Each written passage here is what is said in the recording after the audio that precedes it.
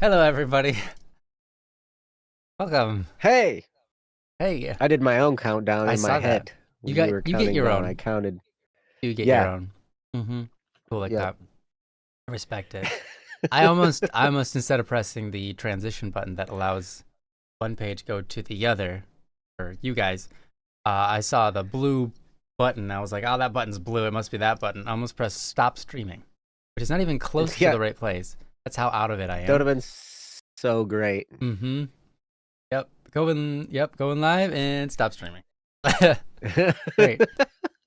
Perfect. Yeah. Meowlido, how's it going? I hadn't seen you in Hey. forever. Good to Yeah. see you. Kendra, it's great to see you. And Wix. Kendra says I'm doing well? Question mark? Doing well, surprisingly, or I'm doing well, I think. So I wonder if there's a story involved with I'm a doing well statement with a despite. question mark. Is it good to see Hey, cats? It's cats. always good to see Wow. cats. Are you kidding me? A long Why time would no it not see be good to see cats? you. Cats, I gotta say, I really appreciate you always putting a notification in my server for the Don't Worry Wednesday stream. You know, you're so good. And even when I put one in before you, you're so gracious enough to delete mine and put your own in. That's so lovely. That's so I awesome. love that. It's so beautiful. Heck yeah. Wow, that's hilarious, actually. Teehee.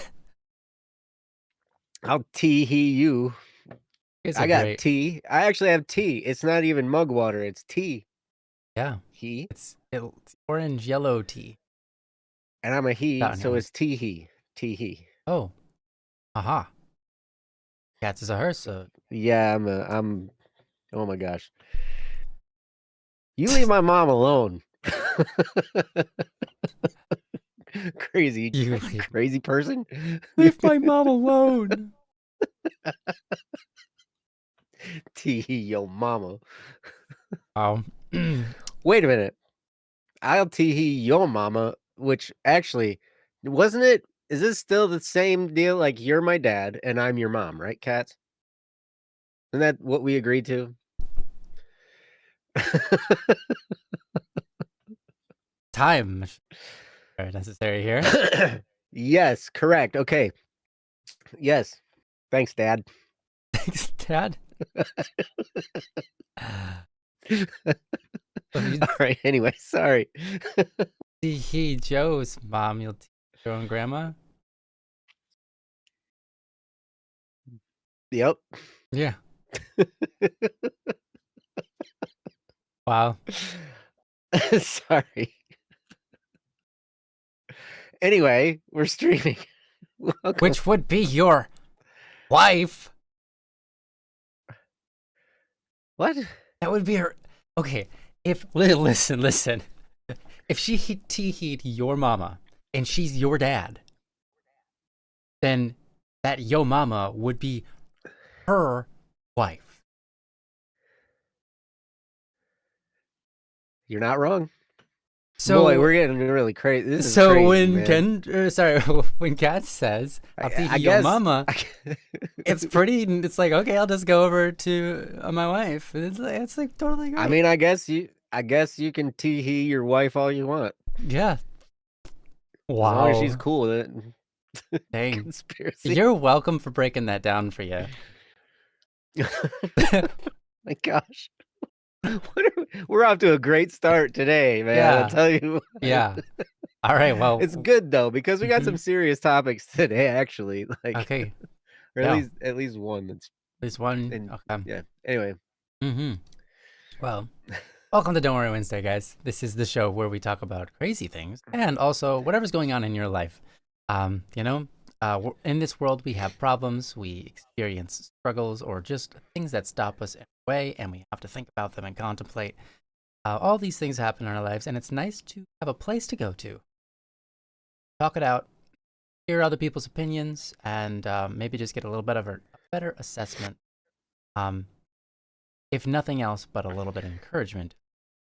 And I think encouragement goes a long way. A lot of times, kind of, but We are blessed and happy to a friend that walks beside you on this journey. We aren't professional psychologists, psychiatrists, but we can give you our best.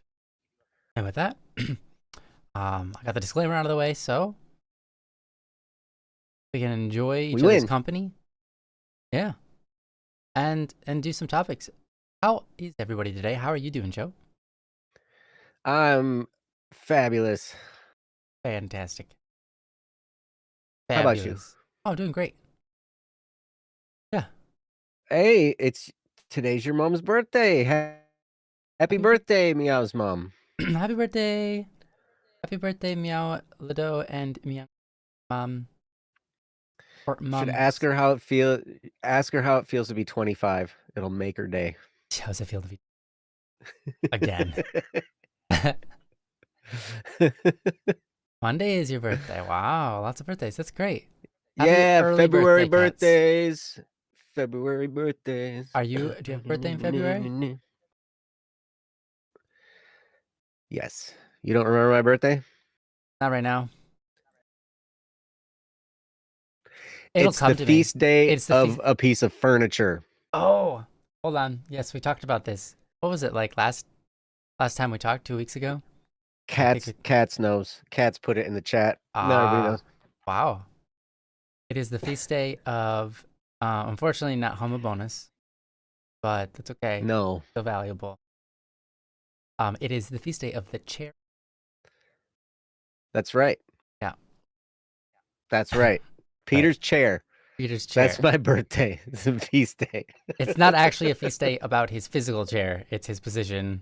But yes. I know, but it's still right? Yeah, it's I love that chair, for you. Right? I love that for you. It's like, it's the electric chair. That'd be cool. Wow. The feast day of the electric chair. The feast day of the electric chair of Peter. Yeah, that's quite the cult. I didn't make up the rules. I don't think there is a feast day for an electric chair. I'm going to be honest. Yeah, happy birthday, everybody, because everybody's going to have a birthday this year sometime. Happy birthday. Wow. So true. Well, some people already had a birthday this year, but we'll just include them in that. Happy belated birthday. Happy belated birthday to those of you who have already had a birthday this year. Sometime within the next year, a year from today, y'all are going to have a birthday. Won't get rebirthed, though. Just going to Cats is going to be waiting the longest for the next birthday. Wow. Because Cat's birthday is today, and so, wait, I thought Cats, you got to wait a whole nother 365 days. Oh, yeah, that's right. My bad. Monday. Yeah, after on Tuesday. What I meant to say is Meow's mom. Yeah, there we go. That makes sense. Yes. Longer than everybody. Yeah, sorry. I got all confused. Cats, my apologies. Yeah. I know your birthday is the 9th. All right. I know, right? Hey, don't be judging me. Yeah, don't judge him. Don't you dare. Don't be judging me because I'm dumb. Yeah, Joe's pretty great. Pretty great guy. I make a brain fart sometimes. So, hey, I'm good at the brain farts. I'm going to make way more brain farts than Joe is. You are. It's going to be great. I mean, look at his beard. It's like look at that thing. It's amazing. You know what? You remind me of a friend of mine that played the bass.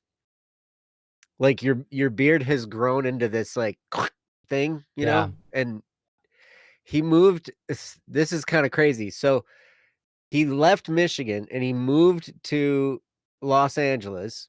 There. Yeah. He joined a band and renamed himself Jesus. Oh, wow. Like legally or just like that's what his name is on all the band.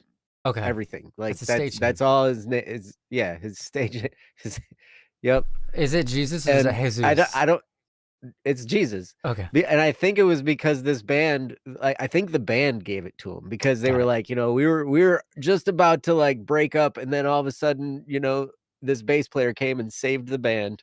Um, So here we are. yeah. That works. Meow. All right. You're a busy bug. Well, yes, come back next week. We would love to have you. You should Yeah. come back every week, but if you're a busy bug, that's all right. Yeah, We it's up get to it. you.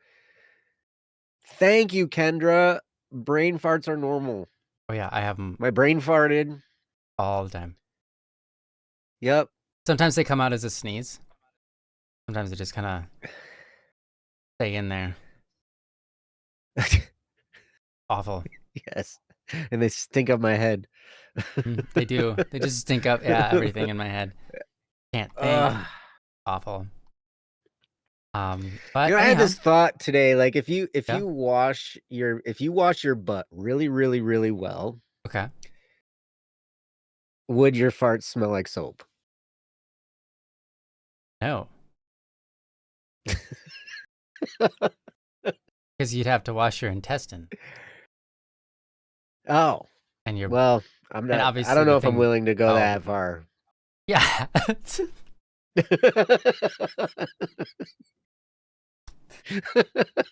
Use your words wisely, man.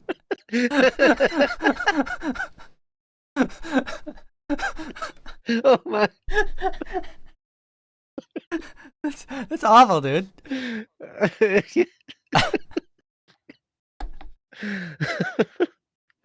Anyway, welcome to Don't Worry Wednesday. Why would you do that? Welcome to Don't Worry Wednesday. We're gonna move on now. Oh my goodness. Sorry, it's gonna be a weird night. Wow. Yeah, I know. While Well, we all scrubbing gotta your do it. intestines. Yeah, and your kidneys too sometimes. Mm-hmm. Oh. Jeez. Yes. Anyway. Cool. Well, we've got some topics here. August. August is We're gonna move right into topics. Yeah, right from that. Kendra's No is transition. urgent. Yeah, Kendra? Okay. Well, Kendra, since Kendra is here and urgency picked, we'll do that one. And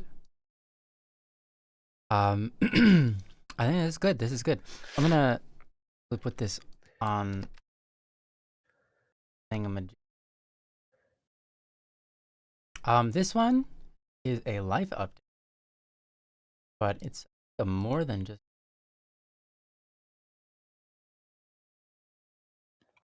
And so maybe there's some questions. Anyhow, life update from Kendra. I am going to put on the screen for you guys if you so desire to. If you don't, that is totally okay. It's a rather long one, but we're gonna get through it. So Yeah. It reads as follows. Hello everyone. I hope you all are doing well. This is going to be really long, and I apologize. I just want to update you all on what's happening. I have been really busy, substitute teaching almost every day. However, recently I was contacted by a lady opening a restaurant in town in March. She had seen my coloring pages I had made at the Frosty Frolic, a winter craft fair show, and took one of my business cards. I met with her to talk about what she wanted, and now all I have to do is some proofs/examples of the coloring pages, and then send her files them so she will print themselves.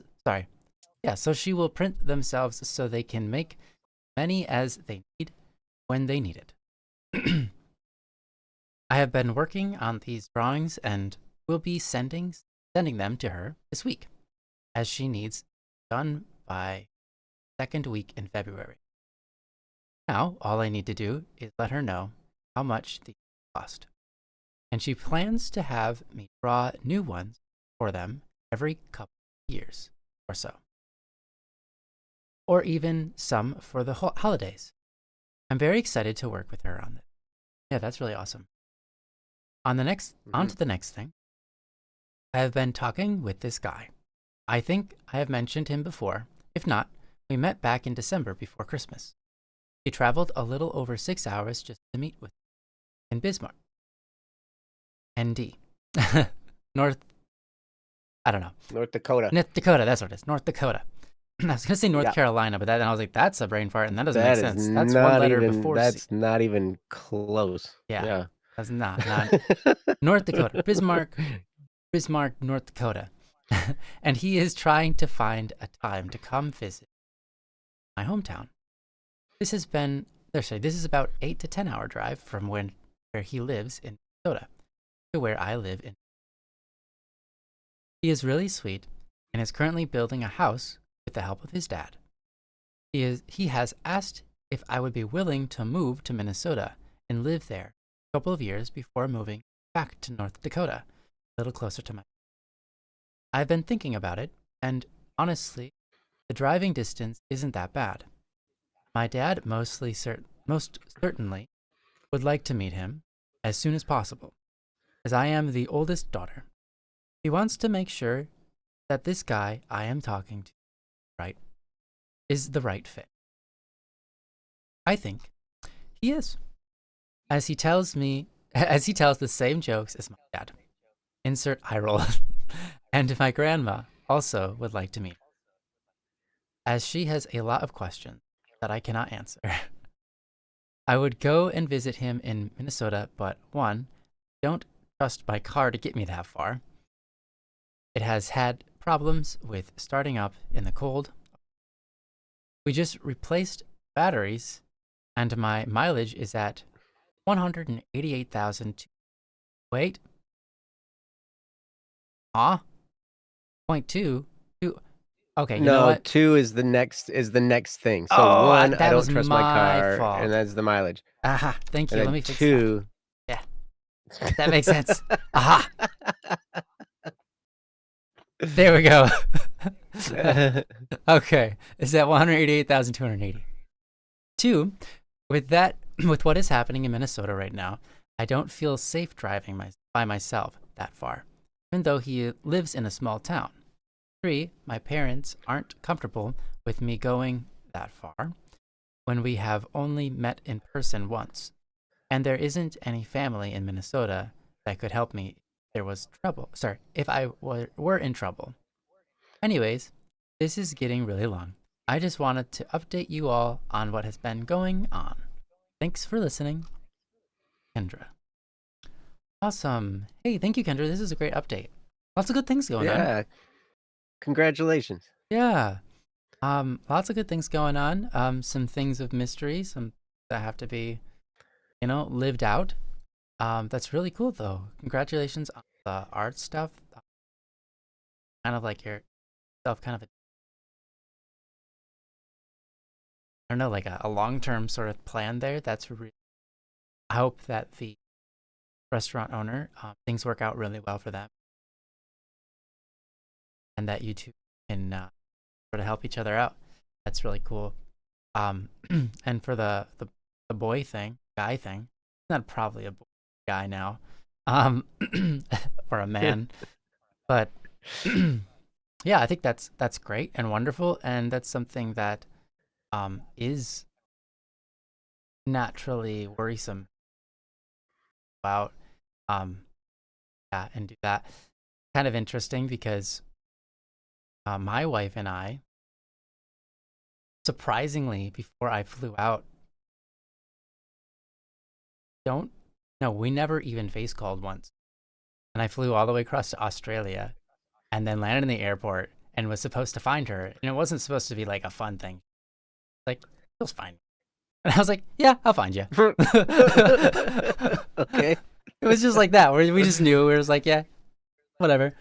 But that was because we had a lot of experience of trust together and known each other for a really long time at that point, even if we hadn't been talking. I think if we had been talking.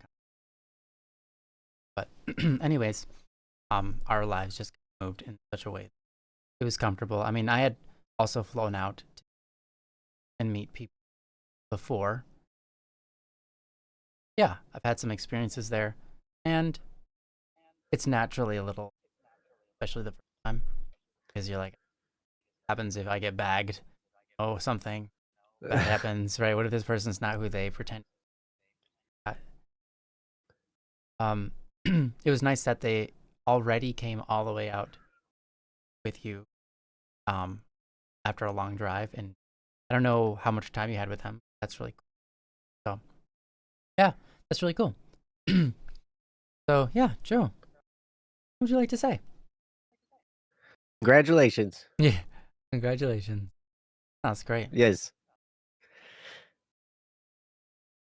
Isaac was wanting to visit me this weekend. Okay, Isaac's is in, but my parents have planned a trip to visit my Michigan, so he probably won't be able to visit until Valentine. Hmm. Nice. Okay. Does he have a job he's working, or is building the house the full? That's a good question. Yeah. I mean, got a car and he drove that far. Guessing some ability there somewhere. Yeah. That's good. Yeah. Well, Valentine's Day is a good time to come. On with that. Valentine's. Happy Valentine's.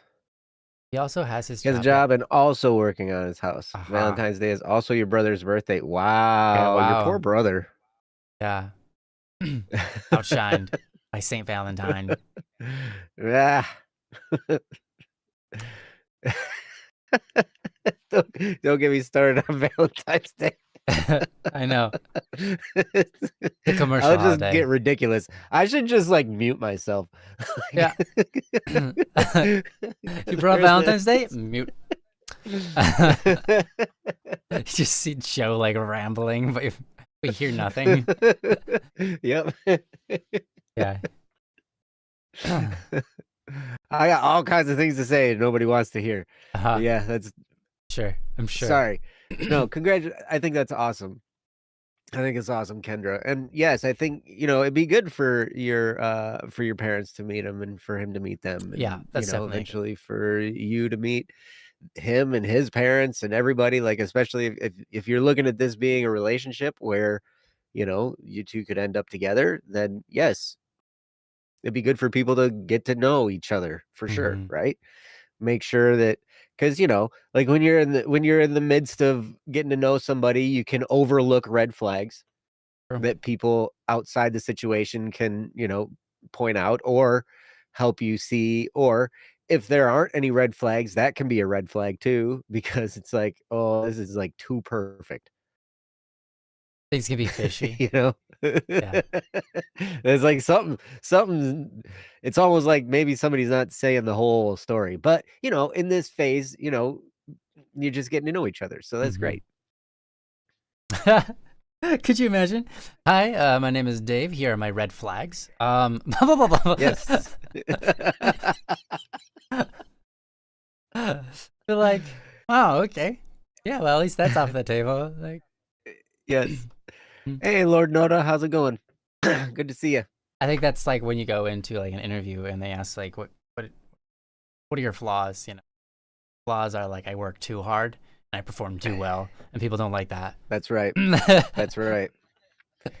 Yeah. Matter of fact, like it's one of the things I've had to say, and my employers have all discovered this. Like when I've gotten a job, and they're like, "Okay, what's your biggest drawback?" And I'm like, here's the thing that probably you're gonna discover is that I work hard and I work and I can get a lot done really fast. So the problem with that is if I'm doing something wrong, I'm gonna get a lot done wrong really fast. So you might want to stop me and help me do it right before I do a lot of it wrong. That's right. Well said. Hey, welcome, Lord Noda. I learned. Yeah, that's great. Noda. Welcome. So wait, Kendra, you're saying you're going to be in Michigan this weekend?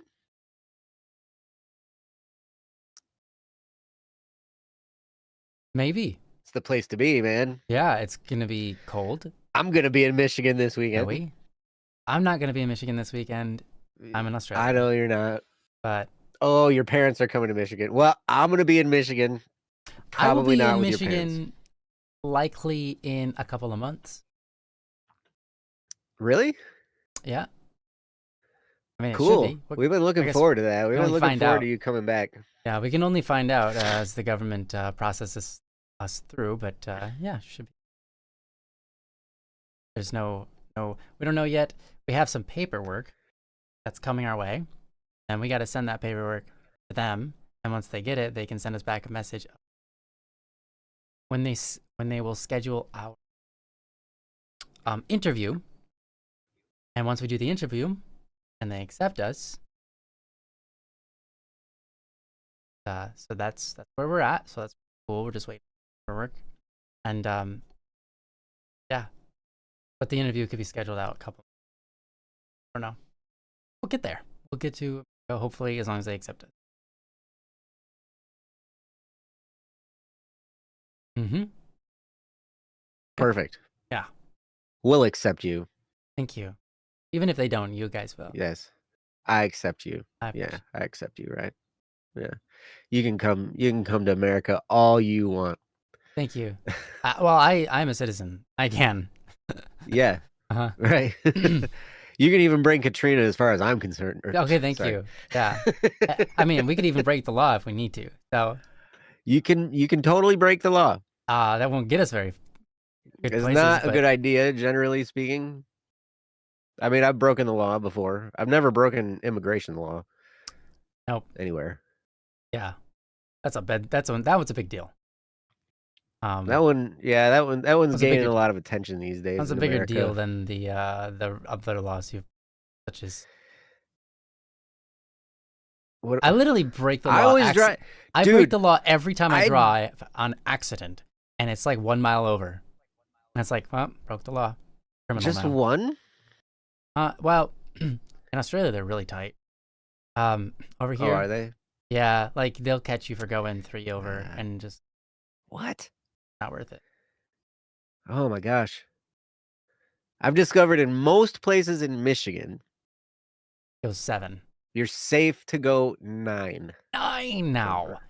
Whoa. Okay, it used to be 7. Dang. I have set my cruise control at 9 over. Wow. And never had a problem. Like I've blown past cops sitting in the median with their little gun like pointed at me, their little radar gun, and they just stay put. Wow. It's weird. It's like single digits, they don't pay attention. And then but as soon as you hit 10, then they'll pull you over and give you a warning or maybe a ticket, depending on how well you can do with the cops, you know. Wow. How well can you charm a police officer? Easy. It's so easy. Don't start getting out of the car, guys. Don't stick your leg out the window. I mean, if you don't roll your pants up. Do weird thing. Yeah. Someday maybe on Don't Worry Wednesday, I'll give you the protocol for how to get pulled over by the cops, because I've had plenty of experience and done some trial and error. Wow. Okay. And and discovered there are certain behaviors that get you off with a warning, and there are certain behaviors that guarantee you a ticket. Yeah. So at the end of your experience with them, you go, how would you rate this pullover? Get your little notepad out. You're like, and how do you feel about? Is this a 5-star? Just like I have an app, you can rate me 1 to 5 stars. Like how was my traffic stop? Yeah, yeah. Did I? Yeah. Beautiful. Did I make your day today? This is on the list. Sorry, did I make your day today? Yeah. Awesome. Okay, great. I love it. Anyways, Kendra, thank you for this update. This is great, and I love hearing your updates. It's really nice. And I'm happy for you. I think this is really exciting. You got a lot of good things going on this, and that's really lovely to hear. You've got some birthdays coming up too, so you can enjoy those. Enjoy your time in Michigan as well. So that's gonna be. And Kendra's not coming to Michigan. Oh, Kendra's parents are coming to Michigan. So does that mean that? Hold on, let me get his name. Oh, come Isaac. on. Isaac, thank you. I mean, Isaac is still coming over, just not your parents won't be there. Is that what's happening? Either way. Well, Kendra said he probably won't be able to visit until Valentine's Day. Oh, right. Okay. That makes sense. Well, Valentine's, that's all which right. is in 10 days. 10 days to Valentine's. Wait, really? I didn't realize it. Yep. That Yep. makes sense. The Better grocery get stores your here all have. better get your chocolate boxes. Mm-hmm. Heart-shaped chocolate boxes. You know, when I was a kid growing up, my mom would, not always, but most years, Yeah. like, yeah, get the day off or whatever, and then start a box with chocolate my brother would share or whatever. And it was like, it was just cool because I don't know how many mothers do that. Them little that not even meant for that kind of thing, but really nice. Oh yeah. I got yeah. My mom is like the card gifter. Oh yeah, Every every holiday. every time every like a card for everybody It's for good. everything. It's good that she. I mean, it's not good, but it's if that's her habit, it might be a good thing she's not Catholic. Literally a holiday every day. It's someone's It's feast true. day. It is. You're No, but right. I doubt she would send out a card for every feast. That's No, probably not. Could you imagine getting him a card in the mail every day? Like feast day. My my parents get so much mail. I don't even know how to explain it to you guys. You guys will not believe how much mail it is every day. Like I could tell you, it's like a stack of papers every day. It's like Well, your mom? yes, huge. Yeah, from because well, that's what Yeah, happens when you donate yeah. to Well, somebody. half of them for my mom and half of them are for Jim. But yeah, there's a lot of them. Most of them are donate things. Hmm? Yeah. Yeah. Yeah. Yeah, and especially like EWTN, I'm telling you, man, I tell you, Mm-hmm. you donate once They to put you on. EWTN, and then you get on everybody's mailing list asking for money, man. I'm telling you what, dude, I even had to call them and email them and say, can I, like, I almost want my donation back because I didn't want to get all this mail. Yeah, Like, that's fair. Fair. I donated like like I did $10, but you guys have spent more than $10 sending me mail now. You mm-hmm. know? Yeah. Lord Noda, that's actually fair. That's real. Honestly, that would make me feel remembered. Yeah, I think if you got mail in the mail every day, you'd be like, you know, you're somebody. You're someone's Mm-hmm. thinking of you. That's true. Yeah. Anyhow, thank you, Kendra.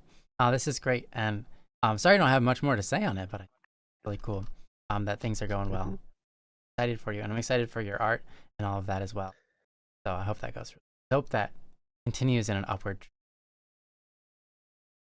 Yes. Yeah. Thank you. Enjoy your food and shower. Oh yes.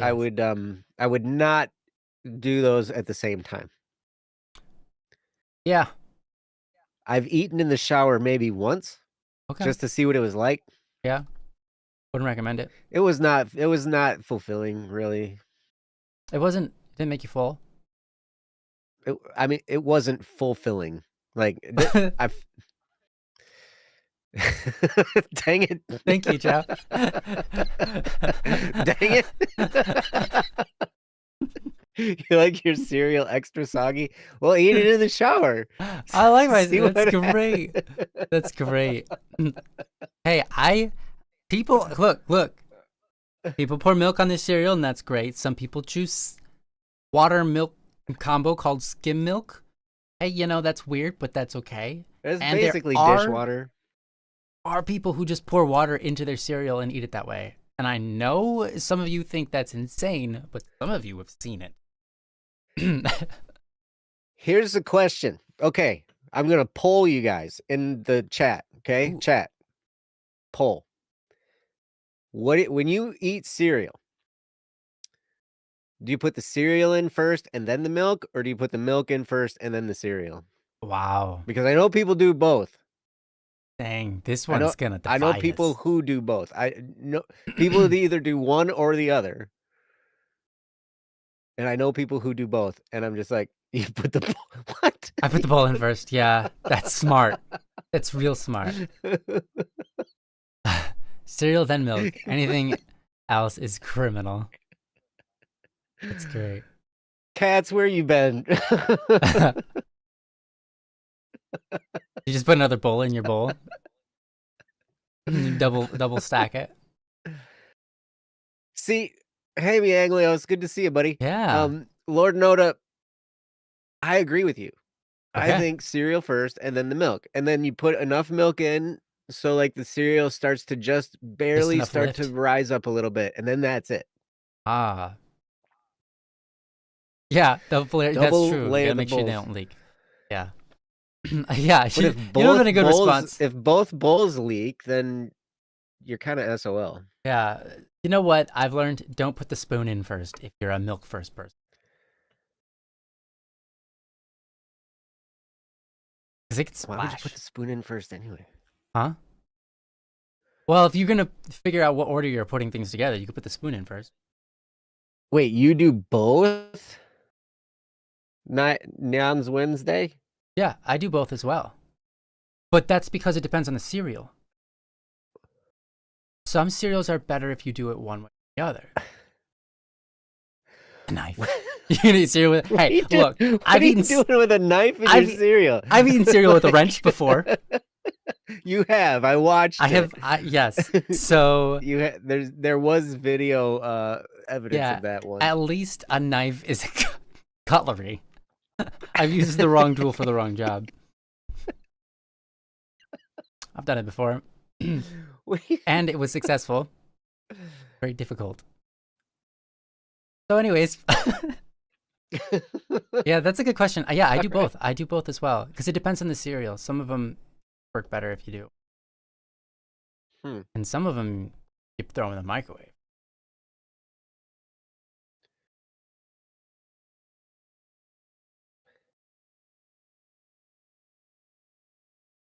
You ever had hot shredded like wheat? the big huge? Yeah. No, I've never had hot shredded Yeah, wheat. you put the milk and the thing right in the bowl, and you throw that in the microwave, and everything gets hot, and then you pour sugar all over. You can put sugar on top so it caramelizes font, and then comes out of the microwave, and it's just like a bowl of cereal. It's just really good. It's weird because most cereal's cold, but this is a warm bowl, and it's very, especially with the sugar. But speaking from my childhood, I haven't had that in so many years. I actually stopped eating cereal because my stomach became lactose intolerant under the condition that it was. I can drink a whole glass of milk. I can eat all the cheese and ice cream as I want, but as soon as I add cereal into a bowl of milk, my stomach, oh man, it's so many painful problems. I do not understand. Maybe it's the wheat. Well, I know I can have cereal by itself, but when I mix the two, like I can eat fistfuls of cereal. They like catalyze each other, and then all of a sudden it's bad times for Ryan. I think it's something like the digestive fluids can't get to the milk because it's trapped in the structure of the cereal. Something, even though it's soggy and I don't know. I don't know what it is. I just know that if I mix the two, it like stomach ache. And then, but if I don't mix the two, I can have them individually. Okay. It's the only thing it happens to. And you know what? I'm not the only one that experiences that either, which is weird. Other people have this same experience, specifically with. Weird. Okay. This is the first time I've ever heard of it, so. Yeah. It's a rare, but it does sound really weird. It does sound really weird to me. Sounds really weird. Yeah. But I'm not the only one, so that's good.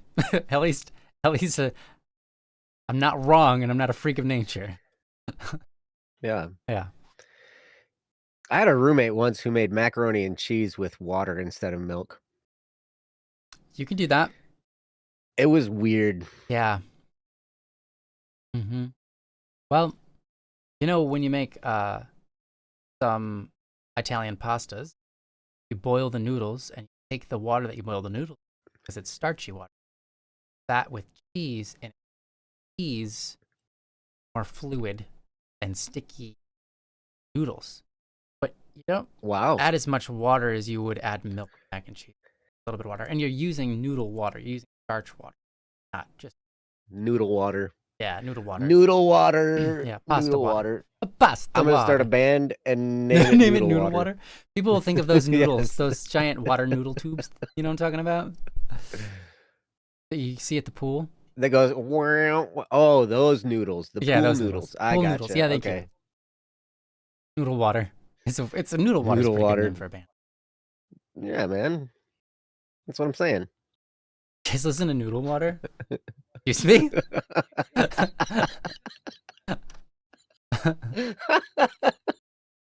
Check out the new Noodle Water album. Yeah. Wow. That's just people be walking and then they turn around on the street and say, "Sorry, what did you say? I'm not a part of this conversation, but what did you just say? What did you say to me? I know it wasn't to me, but man, I heard it and it's to me. Noodle water? Noodle water. Great. I like it. That's a good ring. Yeah. Oh yeah, Anyway, Milo and water. That sounds wrong. That sounds wrong. I don't even know what Milo is. Milo's What's like Milo? Nesquik, chocolate Nesquik. Oh, yeah. That needs to be made with milk. Yeah. I mean, there is something called hot chocolate, which is water and chocolate, and it's good. But It's that's not. better with milk Yeah, it's as better well with as milk. water. It's better. It's better when you make hot chocolate and you put heavy whipping cream in it and you mix that up, and then you put whipped whipping cream on top of that, and you drizzle chocolate syrup on top of that. Wow. And add a little bit of That's caramel hot because chocolate. why not? Why not? Yeah. Dang, that sounds awesome. Do it. Sounds Yep. like. And then you can take a Hershey bar and you can take a cheese grater and you can grate the Hershey bar. Oh, I thought you were gonna put cheese on it. Bummer. Okay. No, I mean Hershey's is chocolate. Chocolate in a cheese grater. So it's like chocolate shavings. Yeah, it makes sense. Yes, hot chocolate is better with milk. You're absolutely right, Wix. Yes. Mm-hmm. Smart. Mm-hmm. That's the way to do it. I mean, milk is just Yep. fine. It's good. Mm-hmm. Yeah. Hey, do you want to do another topic? Yeah, let's do that. That'd be great. August. I do not see August here, so we'll just do this other one. Okay. Is this one anonymous, Joe? Yes. Okay. All right. Well, I'll go ahead and get this. Now we're gonna get serious. Yeah, guys, this one is more of a series. We're gonna make it. It's gonna be good though. Okay, good. All right. I'm gonna go ahead and put this on this. And once again, you can feel free to read it. This is from Anonymous. It is titled Relationship Traumas. Wow. Okay, yeah, this is. Yeah, this is gonna be relationship traumas. Yeah. Without further ado, this is how. Well, I'll be honest. It's hard to explain the feelings. It's hard to explain these feelings well. I'll try. I find making relationships difficult. I've been really trying recently to make genuine relationships, and even got a long-distance girlfriend because of it. I thought that this person liked me for who I am, but as soon as we did face reveals and she saw my face, she started avoiding me online and gave cold answers. I had to seriously reach out and get her to tell what was going on. She said it's a tiny bit because of my faith, but mostly because long distance is hard. Look, yes, wait, hold on. Assuming things is mostly bad, but I think you can assume here that she was lying. Heck, I even asked her before starting the relationship if she minds long distance. She said no. Anyway, she asked to be just friends, and I felt like I had to decline, protect myself, I suppose, if that makes any sense. Yes, it However, makes sense. yes, it makes sense.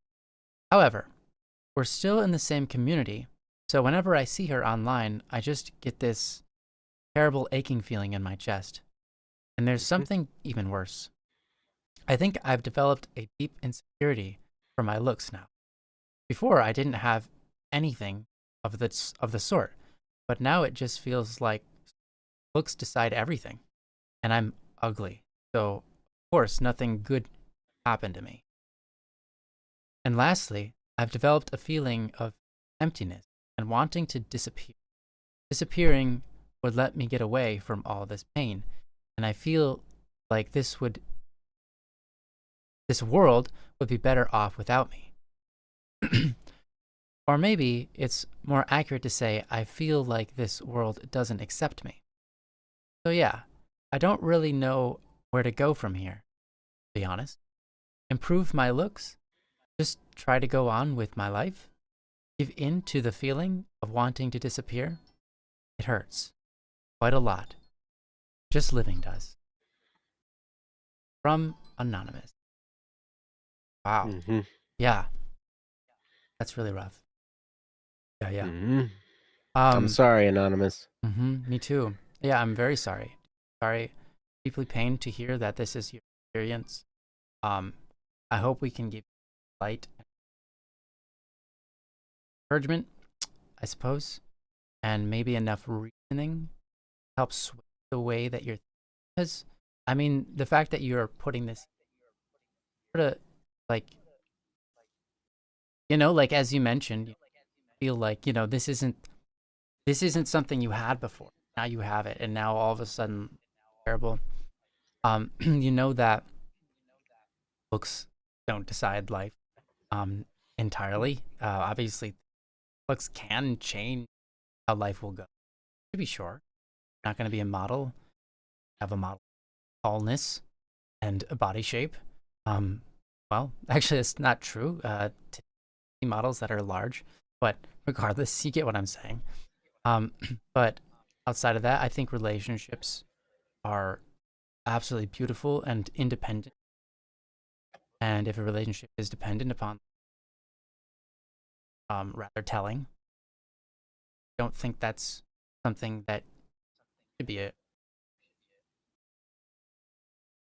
I don't know, disgraced by. um, Also, I don't know, I don't know what you look, but not my place to say that you're ugly or not ugly. But generally, don't think that's a good way of thinking about things. And it's not a way that you thought before this experience. And I think that it's important to recognize there's more to looks than on camera. Um, I want to say that people's mannerisms can really put people off, and it has nothing to do with the way that and things in their room can put people off, and that could be part of it. Um, but my point is, you could be coming to the wrong conclusion, but in the end, it doesn't matter what the conclusion is. If a relationship is put off by one thing or another, that thing that got in the way, that's stronger than the relation to that person, and that says more about the person and the people and relationship than it says about the relationship. But before getting too heavy into this, because there's a lot to say, um, I think it'd be best for me to go. Definitely had experience relationships, drama together. So, and getting through them and working through them to great extents. So I think it is absolutely handing it over, going for the very best.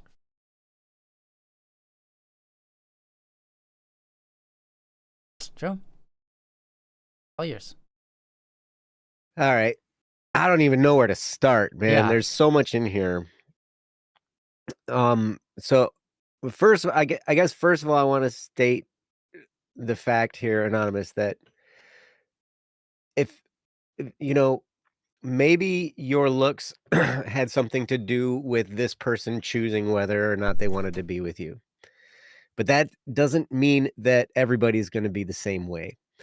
Beauty is very subjective. There are people that think I'm good looking and there are people that think I'm ugly. And that's just how the world is, like there are people like I see like I'll have friends that are like, "Oh man, you see that hot girl?" I'm like, "She's not hot." They're like, "What do you mean she's not hot?" I'm like, "Well, I don't think she's hot." Like, I'm sorry, like Mm, because people see people differently, right? mm-hmm. There are certain Absolutely. things that are attractive to me that are not attractive to other people. And it's the same for each and every person. So there are people that will find you attractive. I promise. I promise there are people out there that find you attractive. Just because this one doesn't, and because and if they're willing to like, do behave this way, you probably aren't going to believe me right now, Anonymous, but you kind of dodged a bullet, Yeah. you know? I mean, I'm sorry because I know how much this hurts. I know, oh my gosh, I know that pain in the chest feeling. In fact, like just talking about it makes me, it like comes back, and like now I feel it again. And that sinking, stabbing ache that's just, it's heavy and it hurts so much. And I'm so sorry. And right now, it's gonna be hard to kind of put things together. But oh man, like I've got tears like starting in my eyes. I'm sorry because I know how much this hurts. Um, and so first of all, I want to say I'm sorry and that your value has nothing to do with this person's opinion. Your value goes beyond whatever anybody's opinion is of you. I had to learn that. These are things that I've struggled with. I had to do a lot of deep psychological work. Like this year has been such a deep psychological journey for me. Like I might have mentioned this before on Dory Wednesday, but I've been studying a lot of the work of Carl Jung, Jung, and his approach to the shadow, like approaching, like our shadow, working with your own shadow. Your shadow are the parts of you that you've dismissed, that you've thought are that you've been labeled as, these aren't good traits of mine, so I'm going to bury them, or these are traits that I'm ashamed of, and so I'm going to hide them.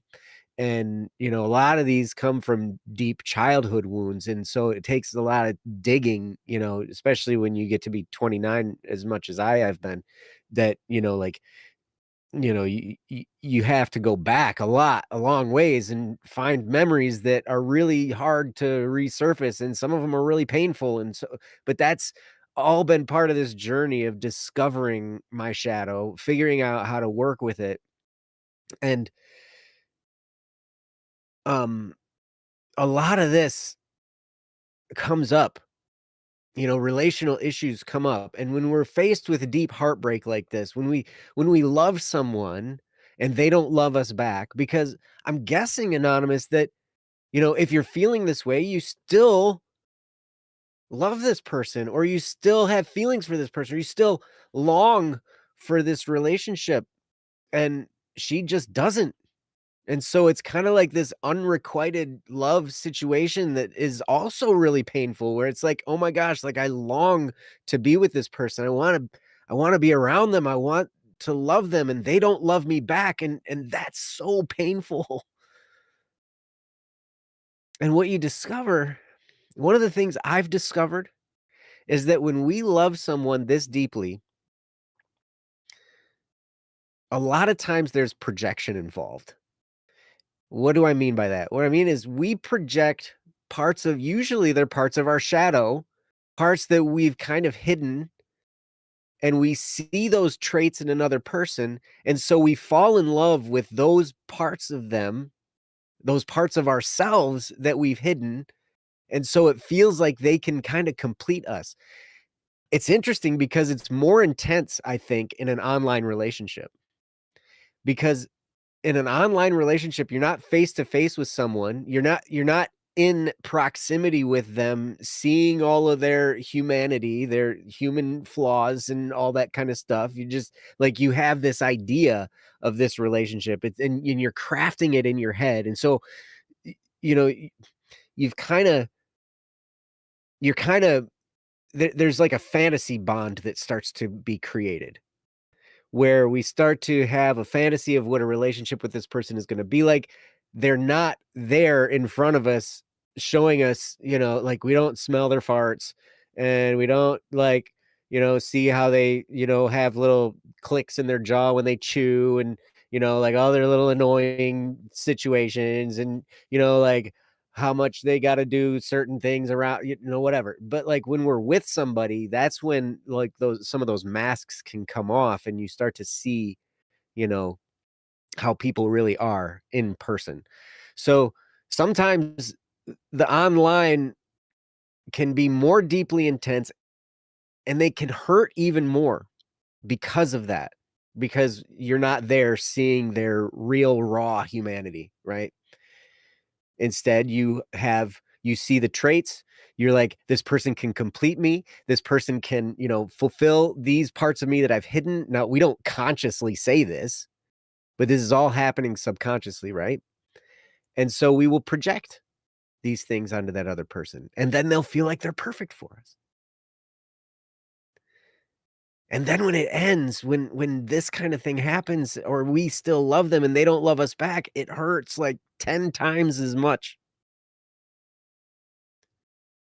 Because what we fell in love with wasn't really necessarily the person fully, but our idea of the person and our idea of how the relationship was gonna work out and our idea of what it would feel like to be with them. And I hope this makes sense, and I hope this doesn't hurt even more, but when I started to put these things together and learn this stuff, it was really liberating because it helped me to understand, wait a second, these things that I've looked for in another person I have in myself. I'm just afraid to look at them.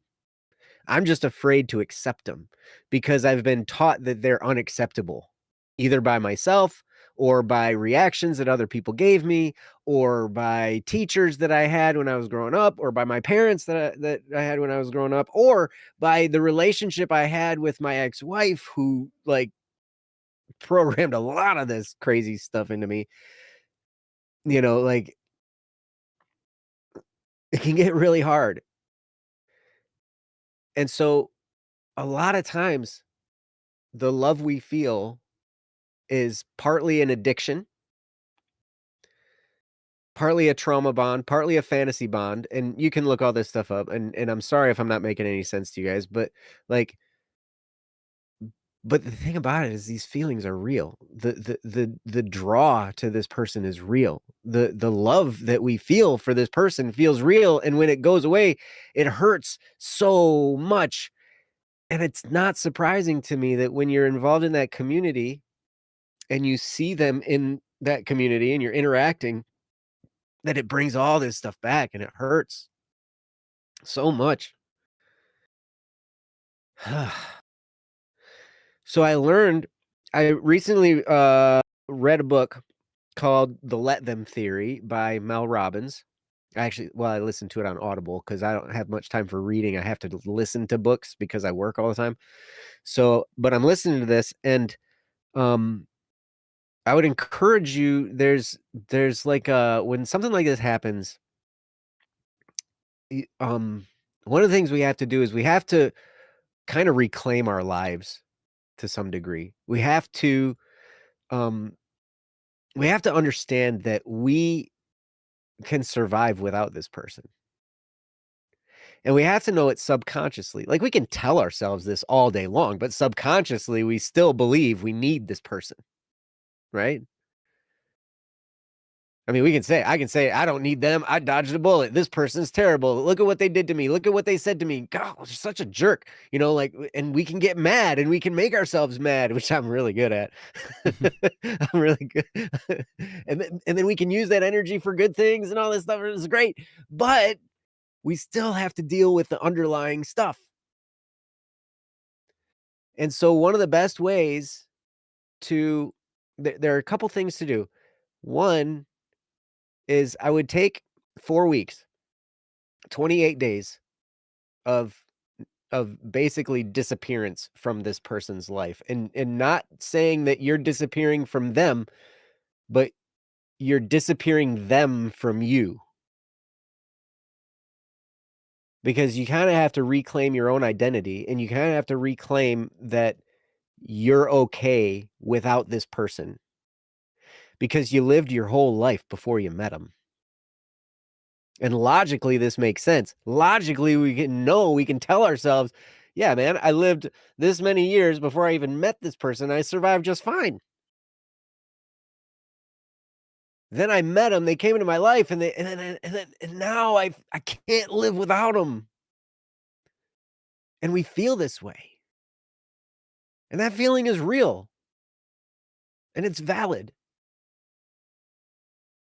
And I'm not discounting these feelings. I'm not saying they're wrong. I'm just saying that, we need to do some work to heal from these wounds. And so you kind of got to detox yourself from this person. And 4 weeks, 28 days of not checking their profiles on whatever social media you're on, not checking for their text messages, not checking for any, not looking at old messages. In fact, if you can, I would, this is hard, but if you can, delete the message, the whole message system that like, if you've ever used WhatsApp, you can do that with, like you can just delete a conversation and it's totally gone, right? And so then you're not even tempted to go back and scroll through the old conversations you had and break your heart 10 or 15 more times over and over again and whatever, right? But I know that's a feature there, and so that can be a very useful feature in this situation where you can just delete the conversation or hide their profile on whatever. You don't have to block them. You can if you want, and if it's necessary, I would encourage it. But take some time and detox yourself from them. So don't go back and reread the conversations. Don't look for their messages. Don't follow their social media. Don't like I know there's a lot of don'ts in here. And when we fight it, it's almost like we're more likely to do it. Because when we resist things, it creates tension. And to relieve that tension, we go and try and seek comfort, right? So here's the next step. So, yes, one thing, kind of just try and walk away. And one of the best ways that you can get it in your head to do this is learn to hold two truths in your head at the same time. They seem contradictory at first, but they can coexist. One, I love this person. You can say that to yourself. You know what? I love this person. I'm longing for this person. I feel these feelings like obviously you do. Like you have that heaviness in your chest, that pain, and it hurts so much. So admit, acknowledge, I love this person. I long for this person. I long to be with this person. And it's okay to acknowledge that and don't fight that. Don't fight yourself and argue with yourself. Just say, acknowledge, yes, I love this person. And let those feelings wash over you. All the pain, all the, if tears come, let them come, everything. And then also acknowledge the other truth. I can't be with them. Those are it's really hard to hold those 2 statements together. But when you learn how, when you can just say to yourself, "I love this person and I can't be with them," and both of those statements are true, and you and let because saying those things to yourself is gonna bring a lot of emotion up, and let that of emotion crash over you, and, like, one of the things about emotions that Mel Robbins talks about in that book, The Let Them Theory, is, like, emotions are kinda like waves, and, you can get destroyed by them, or you can learn to surf on them, right? And it might take some time to learn to ride those waves. But do you know what? On average, an emotion like, do you know that emotions happen because of chemicals in our body? The feelings we have? It's like dopamine, cortisol, oxytocin, and there's some other ones, but they're chemicals in us. And that's why we feel these things. We have this thought and it creates this chemical release in our body and we feel a certain way because of these different hormones, right? Did you know that the chemical effect of an emotion lasts on average less than 90 seconds? A minute and a half. And I remember arguing with that because I'm like, then why am I feeling this way constantly all day for weeks or maybe even months? And what I learned is that it's because I was replaying things and sending those hormones back through again and again and again and again and again and again. And so then, of course, I'm going to feel that way for a long, long period of time. But emotions come and go. And if you can say those two things to yourself, I love this person, I long for them, and I can't be with them. And that's why I applaud you for not the whole "we can be friends" thing is sometimes a real trap, and it can just bring you more and more pain, and so I think you did the right thing by just letting go and saying, "No, we're not gonna be friends either," right?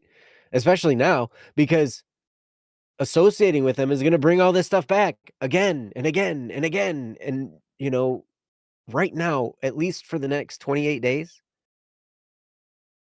it'd be a good idea to not associate with them at all, and if that means you don't associate in that community at all, so be it. Sometimes it's really hard if you work with somebody, and then there are other different things you can do. I mean, but that's not the case here. If it were the case that, you're working with them, then we'd go through some other, stuff as well about how to minimize your exposure and, try and, keep yourself busy, do whatever. But in your situation, Anonymous, hold those two truths. I love them. And it's okay. We fall in love with people. And it can be one of the most exhilarating feelings and one of the most painful feelings. And it can be both at the same time. It's crazy. And that's all those hormones coursing through your body, right? Like all that stuff, the stress and just it's crazy. But when you can hold those two, I love this person. Be honest. Be honest with yourself and don't fight that fact that you love them. Don't argue with yourself that you love them. Just accept. Yes, I love this person. It's normal. It's natural. But then also hold the truth of I can't be with them at the same time. Let those emotions roll over you. Take some deep breaths. Cry if you need to. And just try and relax and understand that in 90 seconds, that chemical hormonal feeling is gonna level out.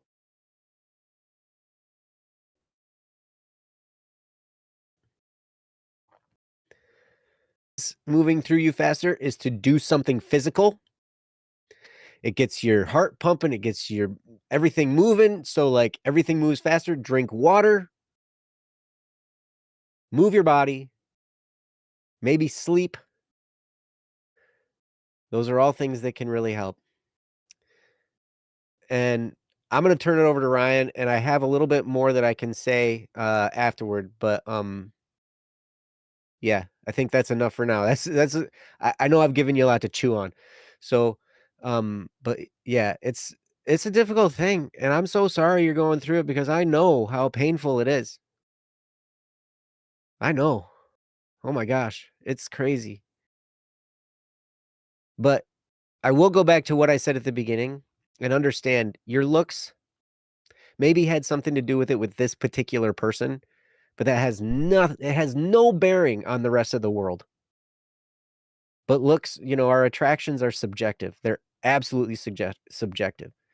So many people I think there are a lot of women I think are absolutely beautiful that most of the rest of the world would be like, "Oh my gosh, she's nasty."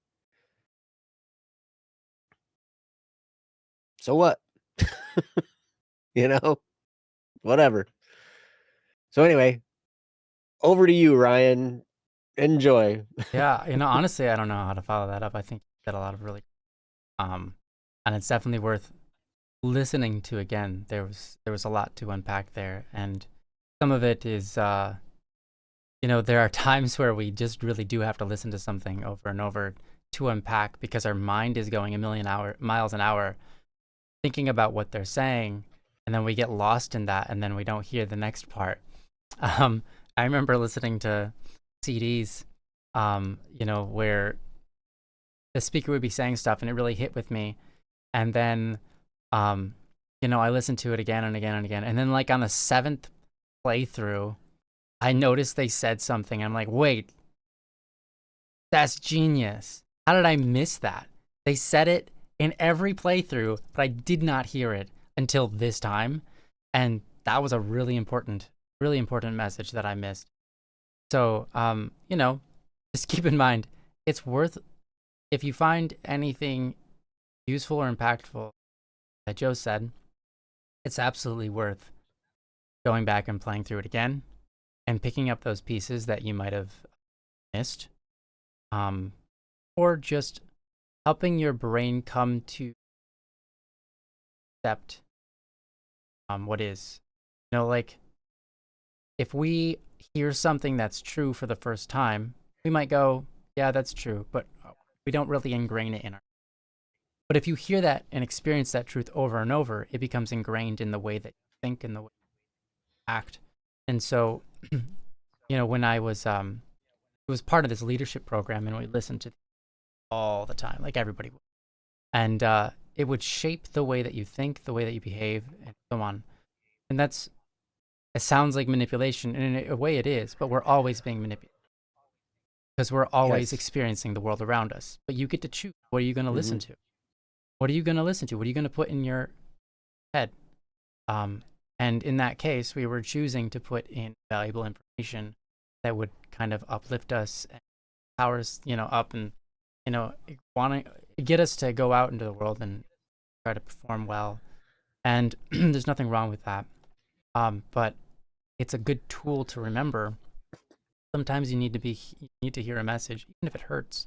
Sometimes you need to hear it over and over, because it will change your foundations. And many times it's our foundations that need to be changed. In this case, your Mhm. foundation was taken by, right? Which is an interesting thing. As you said, you didn't really combat with this matter of appearance until this happened. But it shook you so hard that this one experience now makes you question. And that makes sense Mhm. because love is like that. You got these But here's the thing: a lot of times in life, just we go off of experience and we say, well, my experience tells me this. I've seen a lot of times, a lot of guys, especially, um, who think that they're ugly or whatever. I've seen it many times, where if you try to like lift them up and be like, hey, dude, no, you're not bad looking. What are you talking about? And they're like, well, my experience tells me otherwise. Look, I've had this girl and she dumped me because she saw my looks and,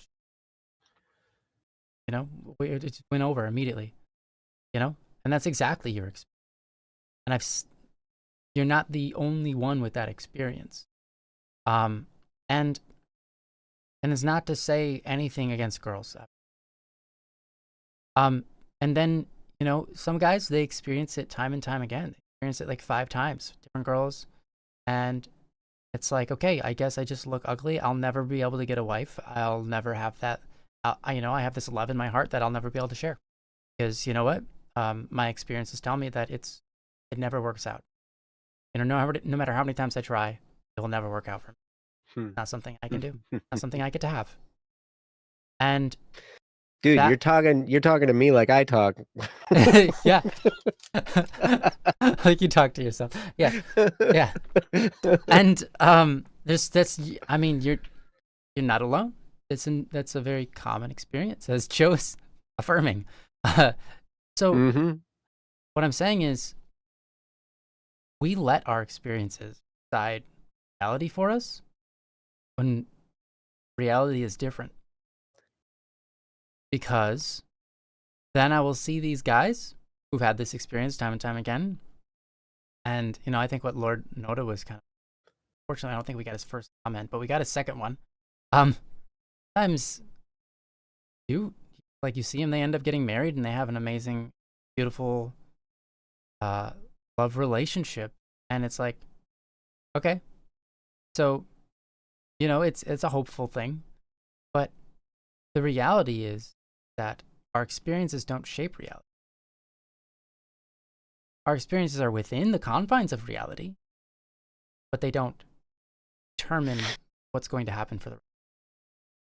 And I know you're not in a position where you're necessarily looking. You're not in the position where you're like, well, I guess I'll never have a girlfriend or whatever, or a wife or whatever you're looking. You're not necessarily even looking right now. You're dealing with the aftermath. And the reason I'm talking about this is in order to deal with the aftermath, sometimes you have to understand that an experience doesn't equate to all of reality. This was like Joe said, different people have different attractions. And we know that's incredibly true. And you could say, well, objectively, I'm ugly. Objectively. Like, cause, blah, blah, blah, blah, blah. And it's like, no, you're talking about attraction. So things like some people are attracted to cars. Like some people are attracted to bikes. Some people are attracted to bugs. Some people think snakes and spiders are cool. Some people don't like snakes, but they like spiders. Some people like men. Some people like women. And it's not just that simple because they don't like all men. They like a very specific kind of man. Very, very specific kind of man. Like 1 in 1 billion. And some people like women the same way. My point is, I'm not trying to say, oh, there's more fish in the sea. What I'm trying to say is, what Joe was saying, this person's experience with you doesn't point out beyond itself. It points within itself. This is that person. This is your experience with this. This is not your experience for the rest of your life. This was your experience with this person in this specific set of rules and confines and contexts. That was your experience there. And whether it was good or bad, it is what it is. And you and your brain, to some degree, it was good and it was bad. That's the reality. The reality is it was good. It was bad, right? It did happen. Part of part of your life, part of what makes up your life, that thing did happen. It existed and it was real. Your emotions were real. Your love was real. Her love, probably real. But then something happened. And you're going to take that and you're going to shape the rest of your life with it. That's not a good idea. Because the rest of your life is also a bunch of little bad. And it can be, like I said, the experience you had was good. Was it bad too? But it was good. Beautiful. In many different ways. And in many different moments. Good, beautiful, and it was true. And the important part, it was good, beautiful, and true. And even the end of it really happened. And it can be good. It can be beautiful. It isn't right now, because it hurts. But these things move.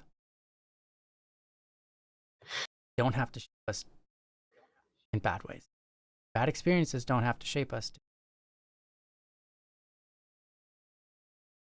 Right? And you know that. You've seen that in your life. You have experience to back you up on that. Bad experiences do not have to shape us into. And bad experiences do not have to shape the rest of our lives. In fact, almost never do they. There are occasions where, like, let's say a car accident happens, devastatingly injured, and that does shape a bit of the rest of your life. Sure. But you know what the cool thing? I've seen a lot of those people, they're good people. Good people.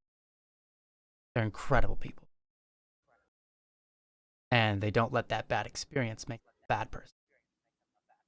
Right? And so my point of that is you are beautiful. You're really here. And it's good. And it's beautiful.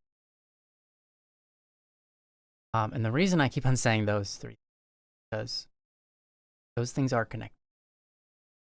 You cannot remove one without. Because true beauty is something beyond just aesthetics. Aesthetics can make up a part of what beauty. When you see a picture of mountains and you go, wow, that's beautiful. Sure. But you put yourself, like you actually go to that spot in those mountains, right? Like you go up and you sit on top of it and you look across the mountain, across the field. But you experience something more true than that picture. You experience something way more beautiful. And it's more good than the picture. More impactful. It brings more out of you. It required more of you to get there than that picture. Right? Struggle, it's not just the struggle, but the struggle points to the value, right? It always does. In this case, your heart aches. Why? Because there's something really valuable. And you know that. Struggle is always pointing to value. Give up on the valuable. It's still valuable even if you had a bad time with it. Love is still beautiful. Love is still worth it. Love is still good. I don't mean you need to go enter a new relationship. The point is, you don't give up on love. You gotta love yourself. You are you, and you're still good, beautiful, true. And you have to you, there is so much more than I've experienced. And then so much more than they've experienced. and so much more of you than they were willing to accept, right? If they let this relationship die, and that's okay. Like Joe said, maybe you're saving yourself. Maybe that saved you from, well, it did save you from pouring more into it and then later or whatever. You know, you want someone who is attracted to you. You do. You want someone who's attracted to you. This wasn't the person, and that's okay. There are people who will be. There are people who probably already are attracted to you or have been in the past attracted to you. They might not have ever said anything. Probably haven't. Because people are stupid, but also people are safe. They don't want to necessarily... people are both stupid and people are safe. stupid because people are stupid, man. People are stupid and they don't tell you. But people are also trying to be safe and make sure they don't get hurt. And also make sure they don't make things weird and awkward. And make sure, etc. There are people who probably looked at you and said, that's husband material. You know?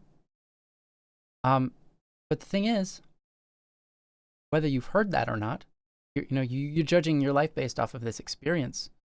Again, it's just one experience. Maybe you haven't heard it, but what my point is it kind of doesn't matter because it exists out there. People who will find you attractive, and you do want someone who finds you attractive. It's not that you're ugly. It's that this person, if you've assumed correctly that it is your looks that made them back off, which you're probably right. Wouldn't want for them to be stuck with someone that they can't fully experience because they've got something in their mind that's preventing them from experiencing the fullness of you. You wouldn't want that for yourself, but you also wouldn't want that for them. If you love someone, you want the best for them, right? And you can recognize, like, if this was something that so intense for them, you wouldn't want for them to be in a position where, they can't, they've got something in the mind blocking them from fully experiencing their relationship. And if there is that thing, you don't want to be in that relationship because that means they're not willing to fully experience the relationship. And so, yeah, in a way, you dodged a bullet. It still hurts. You didn't actually, well, I guess it kind of died. Like, it kind of went through you, but also it didn't kill you, right? That's probably how it feels. That's more right. But there were more bullets coming, man. I'll tell you what. You dodged one of them. You got a couple. You hit by a couple. You dodged a couple. Yeah. Anyways, I think you understand. I hope you understand. I want the deepest and fullest reality of the relationship. And relationships are like an entity to themselves. It's like there's an object and another object, and they have a relationship with each other. And that relationship can be examined, and it itself is an object it's a thing. And you and your significant other, whomever they might be at any time, you and your mom, you and your family members, you and everybody have a relationship. That relationship is like an entity. It deserves the best of it. You want it to be as deep and beautiful, good, and true as possible. Those vulnerabilities do need to come to the surface and be experienced. Right? You need that deepness, you need that connection, and being honest, and these are parts of that. Good on this other person for being honest. As honest as they could be. They were honest enough to back out. They weren't really honest. I want to say a gentleman about it. I don't know how to say it better. But chivalrous, I suppose. But my point is, you want a relationship that can be as deep as possible. It can go those depths. It can have those heartaches, but also in those heartaches blossom and bloom into getting rid of problems and better, right? Something that always points to the good. Something that, because, love is to desire the best for each other. And when you have that deep, real love, and despite whatever problems might come your way, it always ends up pointing upwards. And that's a beautiful thing. That seems like not something that you had with this. And so what I'm saying is, it's okay that you love. But it's also okay, like, you can't be with them because you can't get what you're looking for is deep than what they can. And it has nothing to do with your aesthetics. That's to do with love. That's to do with the nature of things. That's to do with this individual. That's to do with this individual. Not to do for the rest of life. And even if you have this experience, that's still true. Something can happen more than be a bad time. But it doesn't suggest anything outside of that it's still confined within those settings. And it has nothing to do with finding the right person or the person that is capable of entering into that deep connection with you. It doesn't even have to be a romantic. I'm not saying it can't be. I'm saying that love exists and love is real. And love requires so much of people that they often ditch before. And you can never really get to the end. But they ditch because it's so demanding, so heavy, so intense, so deep.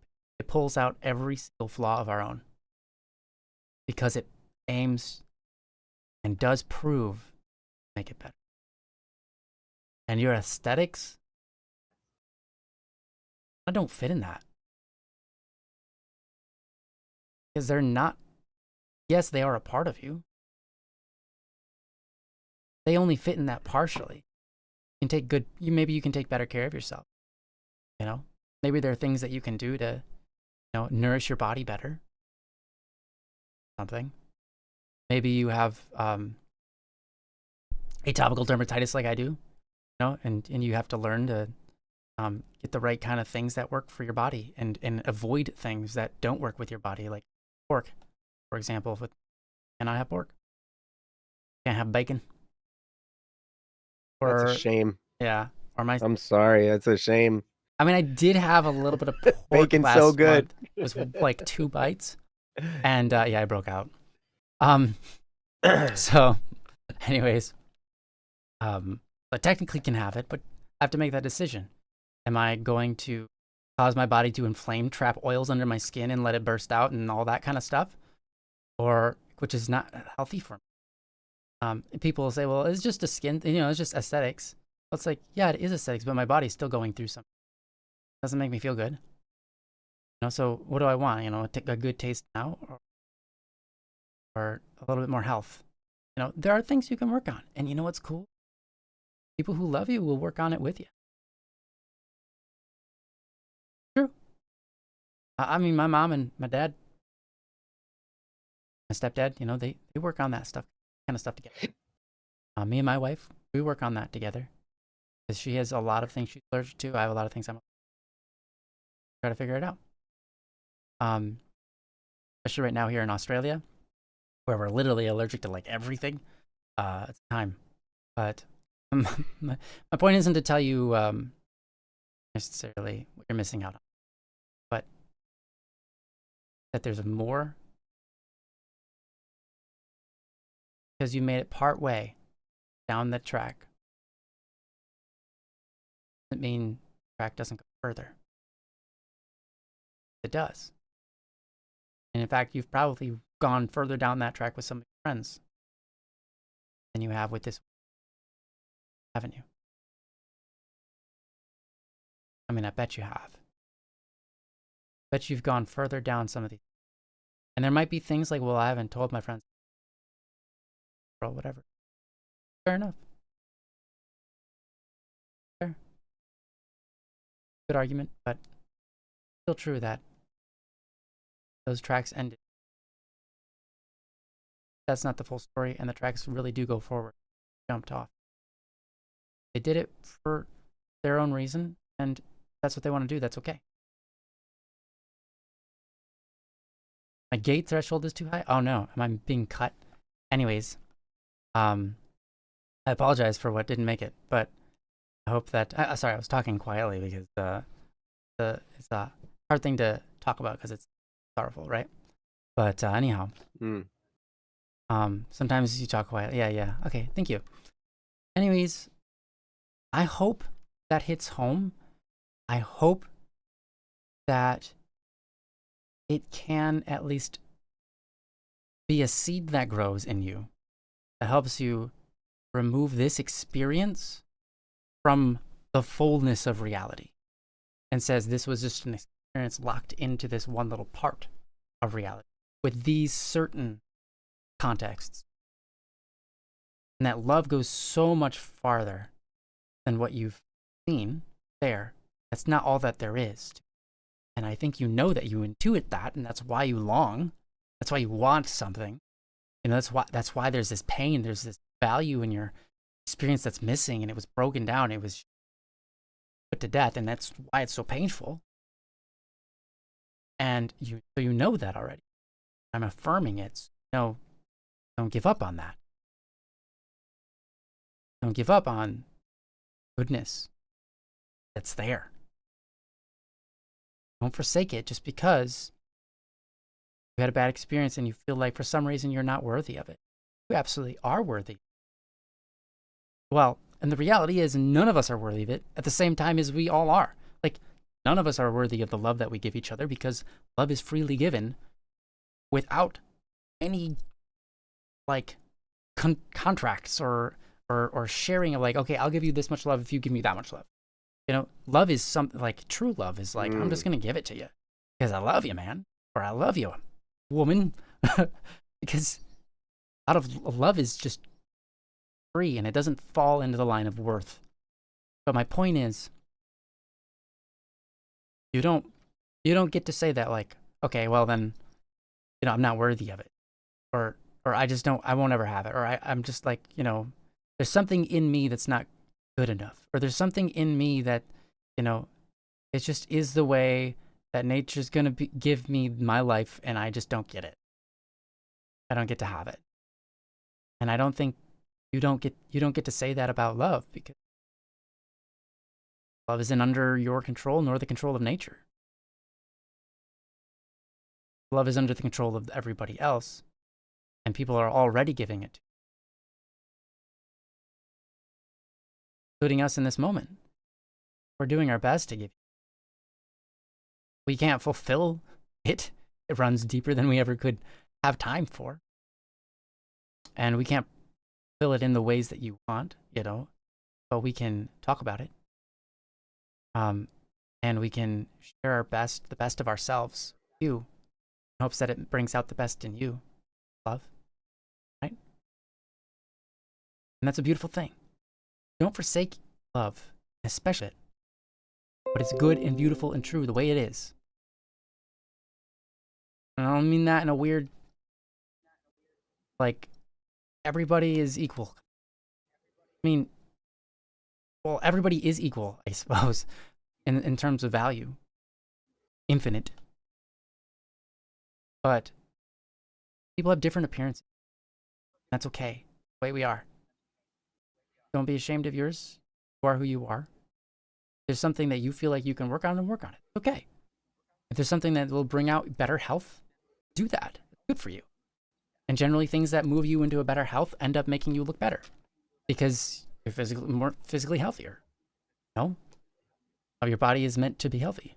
So don't forsake yourself. right? Don't forsake love. Don't forsake any of this, because one experience or even 1,000 can't shape, won't shape every experience. You can let it get to you and help shape it in a bad way, but you could also let it get to you and help shape experiences in a good way, because you can learn from things. And you're like, well, what can I learn from this? There's nothing I can do other than to face reveal myself, and then they'll turn me down. No. One, you can work on yourself. But two, you do that face reveal and they don't turn you down. Well, then what then? Oh, it's like, okay, well, you did the thing that you did before and it worked this time. What was different? Person, not you. Other person. When someone hurts me, they're the one that hurt me. It wasn't because, like if someone maliciously comes up to me and punches me in the face for no reason, like, but just the fact that they wanted to punch someone in the face and I happen to be there, I don't go like, oh man, I'm so crap for what happened to me. I can't believe, I'm probably because I'm ugly, probably because this and the other thing. Like I could point to things, but it wouldn't make sense because it's not on me, because I'm not the one that punched someone. And it's not this person did something terribly bad or evil either. It just was the way it was. It's not that this other person, yes, ghosting and kind of doing that kind of stuff, that's a little bit underhanded. I agree. But being honest and saying, like, for whatever reason, and I don't know it, I just feel like I'm not, like, the chemicals aren't there. And I don't know what shut it down, but the chemicals aren't there. Something happened to me like that, and it was a good thing. It did. I met a girl online, very, very beautiful. We face cammed, and something inside of me shut down. I was like, this is not the person. And I tried for like years because they liked me. And I was like, oh, I can't get, like, there's something in me, deep in me, that says no to this person, even though they are beautiful. A lot of people would be like, dude, why don't you just go out there? She's beautiful. I'd be like, yeah, I know. I don't know. There's something in me is shutting this down. And all I can say is it's the Holy Spirit. Like, because it led me down many different tracks and up where I am today with my wife, who is absolutely beautiful, and the perfect relationship. So many reasons beyond anything I can explain. Something shut this girl down. Don't you dare blame it. Because, like I said, in my experience that I had with this other person, it's not their fault. I don't even think it's my fault. It just happened. And I don't know why. Still today, don't know why. As soon as I saw them, I was like, this is not the one. It's just shut down. And they're beautiful. And I could say that at the same time, they're beautiful and they're not right at the same time. And I don't know why. But there's more to it than just love.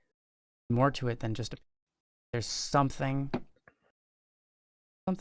deeper that I can't explain. And maybe science can't explain it. Maybe it's not a physical attribute of the world. It's a spiritual one. Don't know what it is. Didn't stop the pain.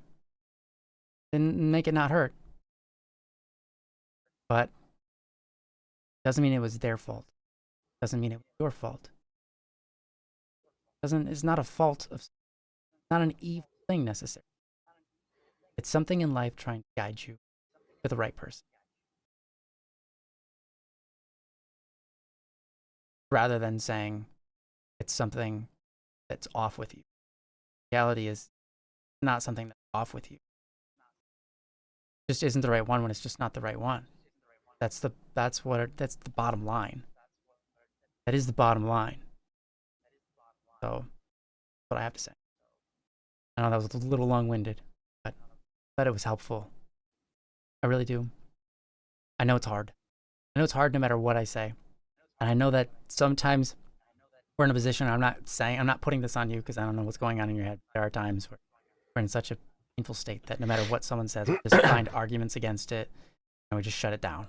Mm-hmm. And if that's where Mm-hmm. you're at, that's okay. If you ever find yourself a little more open than today, come back and listen to this again. Because there are valuable things here. And you're valuable. You're worth the time we put in today. Worth more than that. Worth more than all the time we could ever put in. You're human and so much to, so much value. Can't even be spoken. So we're happy that you're here, that we can have this opportunity to give you our best, that it is. Anyways, I'm going to give it back over to Joe. He has some things that are going to be useful on top of what he's already said. That was useful. We're gonna find out. Okay, well, we're gonna find out whether it's useful.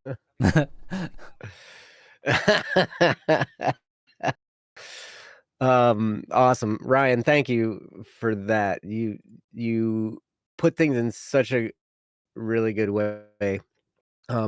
Hey, Dill Pickle. Dill. Hey. Good to see you. Nice to see you. Hi. Hope you've had a great Wednesday. Mm-hmm. And sleep well. So anonymous, with regard to this, I mean, I know I said a lot in my first portion, and then Ryan explained a lot too. And so the thing about this is it's very complex, and it's very painful, and it's very tough to touch on everything that can be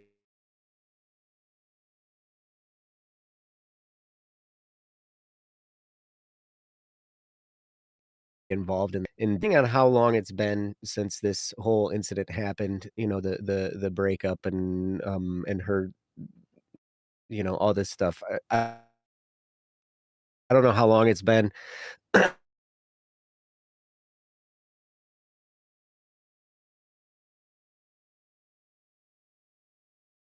And I know for me, it can 28-day thing from that Mel Robbins talked about. I mean, Hey, seriously, like Joe, sorry. I look at any relationship I've had, and I haven't had very many. My internet was being rude. Huh? My internet was being brutal to you. Could you start that paragraph over? Because it was cutting you Your out. stinking internet, stop Yeah. being so brutal for me. Yeah, Like sorry. Okay, no problem. Well, I wanna give you some hope because, there's there's a lot here to touch on, and,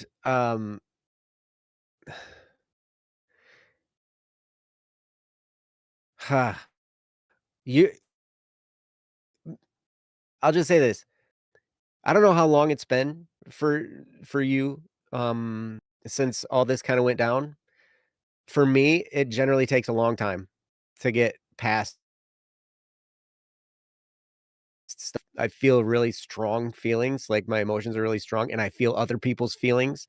And sometimes I'm connected to people in ways I don't even understand, and I feel their feelings without even talking to them. Like I there are connections, and like it's weird because we develop connections at the soul level with people, and it's weird because in online situations it can be even more strong because there's more of a fantasy bond involved, right? Like I talked about my first part. So sometimes these connections can be like super duper strong and we can just feel people. And it can be really hard and it can be really confusing and it can be really weird and and it can hurt a lot. And so a lot of times it takes me a long time. Any relationship I've ever been in has taken me probably 9 months minimum to finally get to the point where it's like I've grown past, you know, consistent, not constant, but consistent heartache. And I've had to do things, like 'cause it's crazy, like, 'cause for the first a lot of times for the first few weeks or the first month or first couple months even, it's almost constant heartache. Constant. Like, I wake up in the morning and it hurts. All day, it hurts. I go to bed at night and it hurts, and it hurts constantly for a long time, and then even when it's not constant, it's still consistent, like, throughout the day, something will trigger this heartache again, and, and then but they start to go away over time. I wanna tell you this, that's normal. If you're experiencing it, it's normal. You're not wrong. There's nothing wrong with you if you're experiencing this, because healing from something like this is not a linear experience. It's not like I'm going and, like I hit a checkpoint and now I'm going and it's always on this constant upward thing and, and why am I back in this situation again? Because I should be on this line of healing and growth and whatever, right? It's like cyclical and almost in like a spiral where you kinda retouch these things again and again, and like you can spiral up out of it, and it will. I mean, it'll take time, but you will feel better. You will.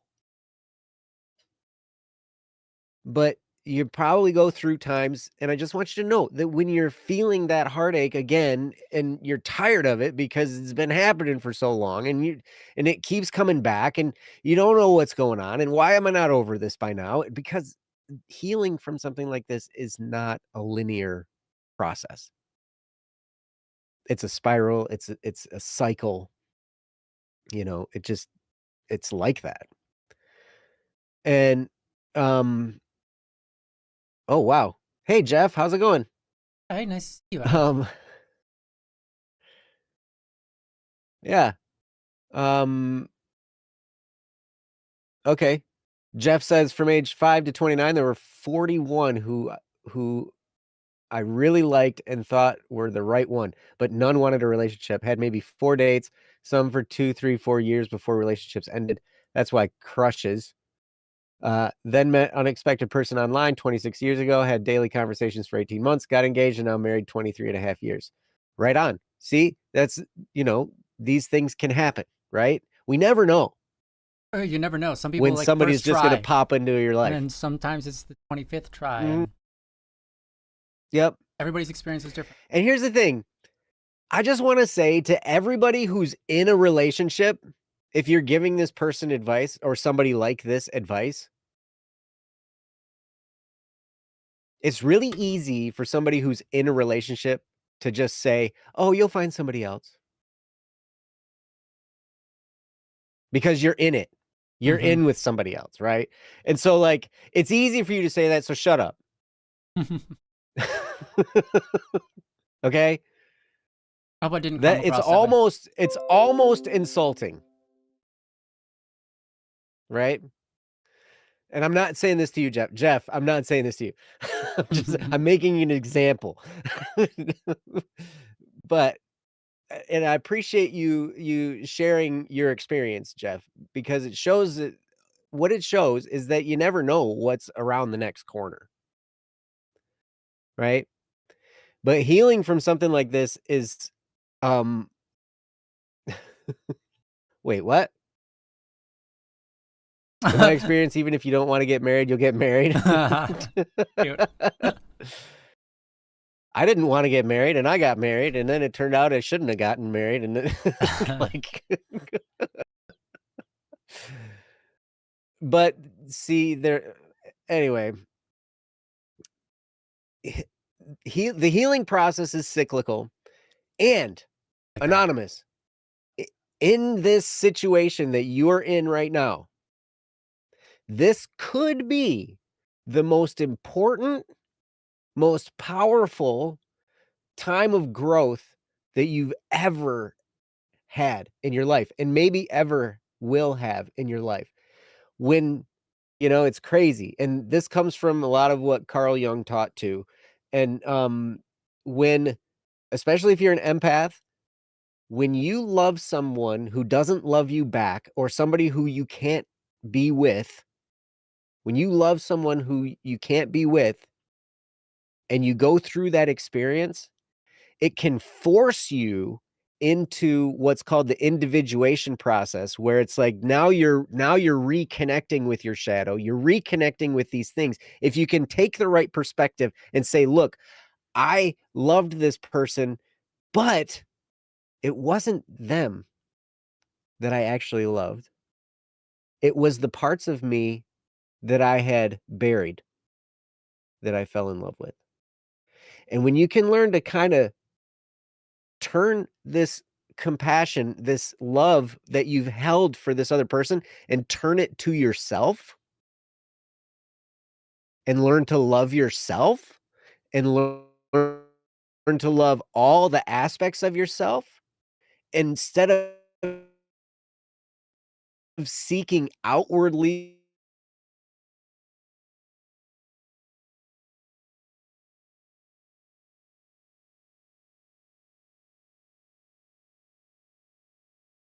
of yourself and love yourself fully, that can be so powerful. And you will emerge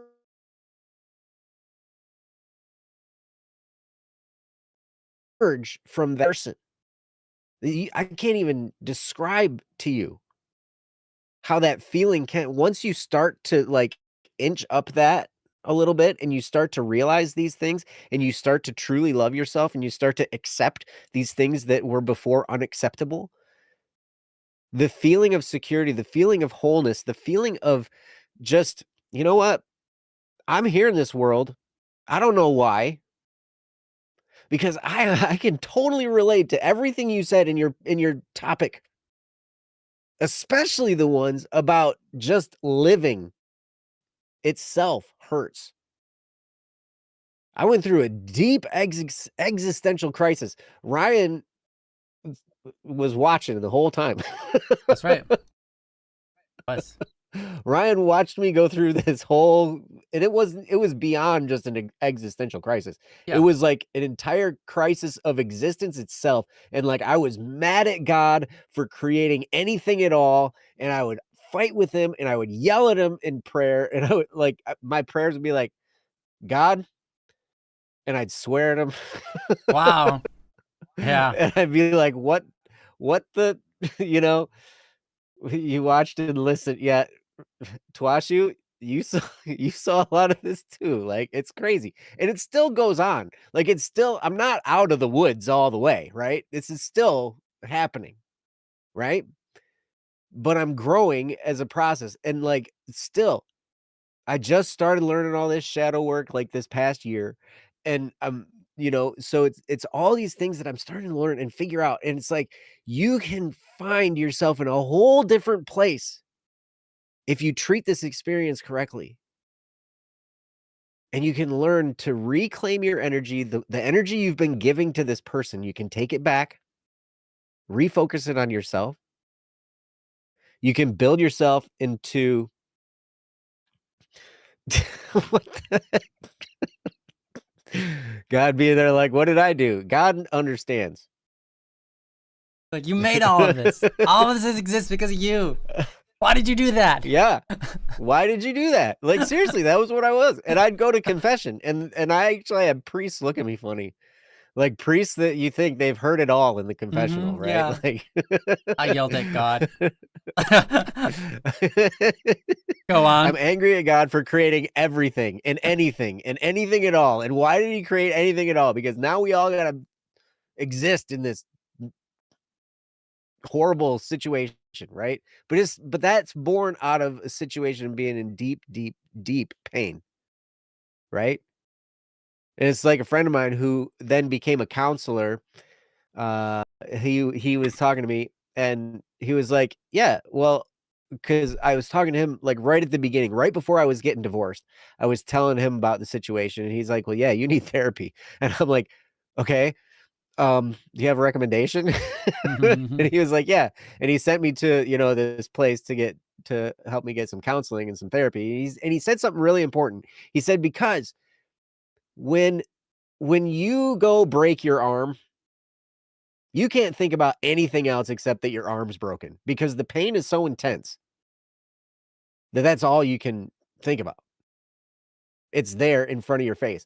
Right now, you are so broken in your heart and in your soul that you can't think of anything else. It hurts so bad that that's the only thing you can think about. And that's probably where you are right now, Anonymous, where you're so brokenhearted and it hurts so much that the pain is just clouding everything else out. And all you experience is pain.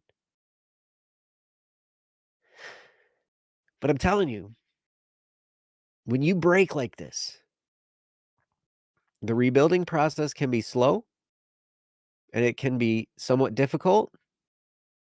But if you can do it right and you can accept this and go back to what I said before about holding those contradicting statements. I love this person. I can't be with them. And hold both of those as true.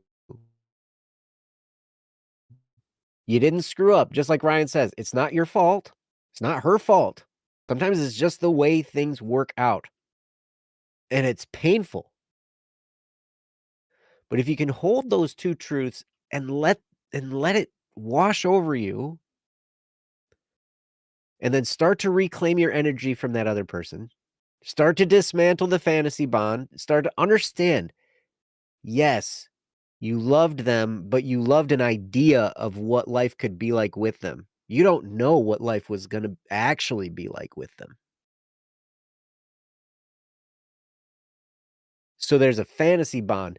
We talk about, there's different kinds of bonds. There's trauma bond, and those talk about like the bond between two people, like we're bonded together, right? Like it's a bond we share. Like Ryan and I have a friendship bond, a deep friendship bond. And so we're bonded in this way, right? And that's a good thing. That's a good kind of bond. A fantasy bond is different. The bond term in that is like being imprisoned. Like you're bonded by the like it's a bond, like cuffs or something, Binding. right? Like you're like yes, like you're trapped in a fantasy because the reality never happened. And then reality contests in your mind with that struggle. Yes. Yes. Our brains do And not so work well with that. mhm. Yep. The Bond. James Bond.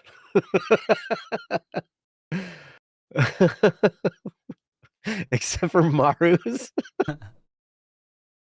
Oh my gosh, the outside. Oh my gosh. All right. Hopefully you can understand. Like, I just want to help you understand. Healing might take some time and it might come back and bite you sometimes. And that's normal. Don't think you're wrong or off track when that happens because it might and it probably will. But the other thing is just keep in the back of your head.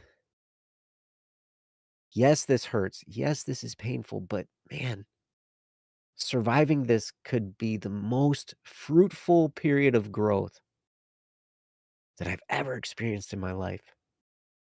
And you can emerge somebody totally different. You might be unrecognizable to the people around you because of how much you've grown and how much you've matured and how much you've just learned how to see beyond things and see through things. Like when someone comes up, like because of my experience with cluster B situation, especially narcissists, I know how to recognize that. Right? Like I'm not going to fall for it again. If I start to see the pattern of relationship that I experienced before, then I'll be able to at least see it. Now, doesn't mean that I won't fall for it again because sometimes love, you fall in love and you're all like, and you get all like whacked out of your brain and you're in love, right? And it's just, I don't know. It's the most irrational thing ever, but whatever. Fair. That's fair. But the red flags will be a lot more obvious as you move forward. And a friend of mine, Kate, who used to be one of my counselors, she said because a lot of times we can fall into the trap of blaming the other person and being angry at them, and sometimes it's justifiable. Like, it's okay to be angry at somebody else. Don't, you know, it's okay. It's not okay to, like, be aggressive at them and beat them up and yell, like, don't lash out at them. But it's okay to feel anger toward another person because of what they did or how they made you feel or whatever, right? It's okay. Those feelings are valid, legitimate, and you should process them well rather than trying to dismiss them or bury them or whatever, right? Process it. But she asked a really important question one time because I was talking about all this kind of stuff, and I was talking about how I'd been manipulated and how all this stuff had happened, and, like, with my previous marriage, all this kind of stuff.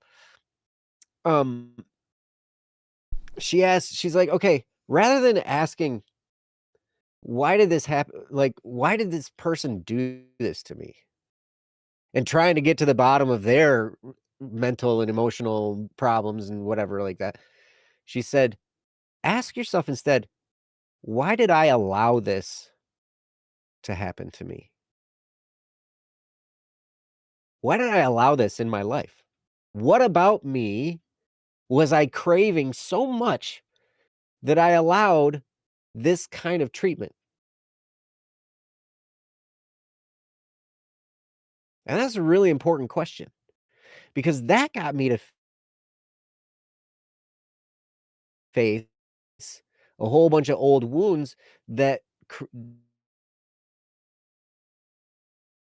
where I created walls and I created expectations and of how I had grown up and all this kind of stuff. Love was very transactional.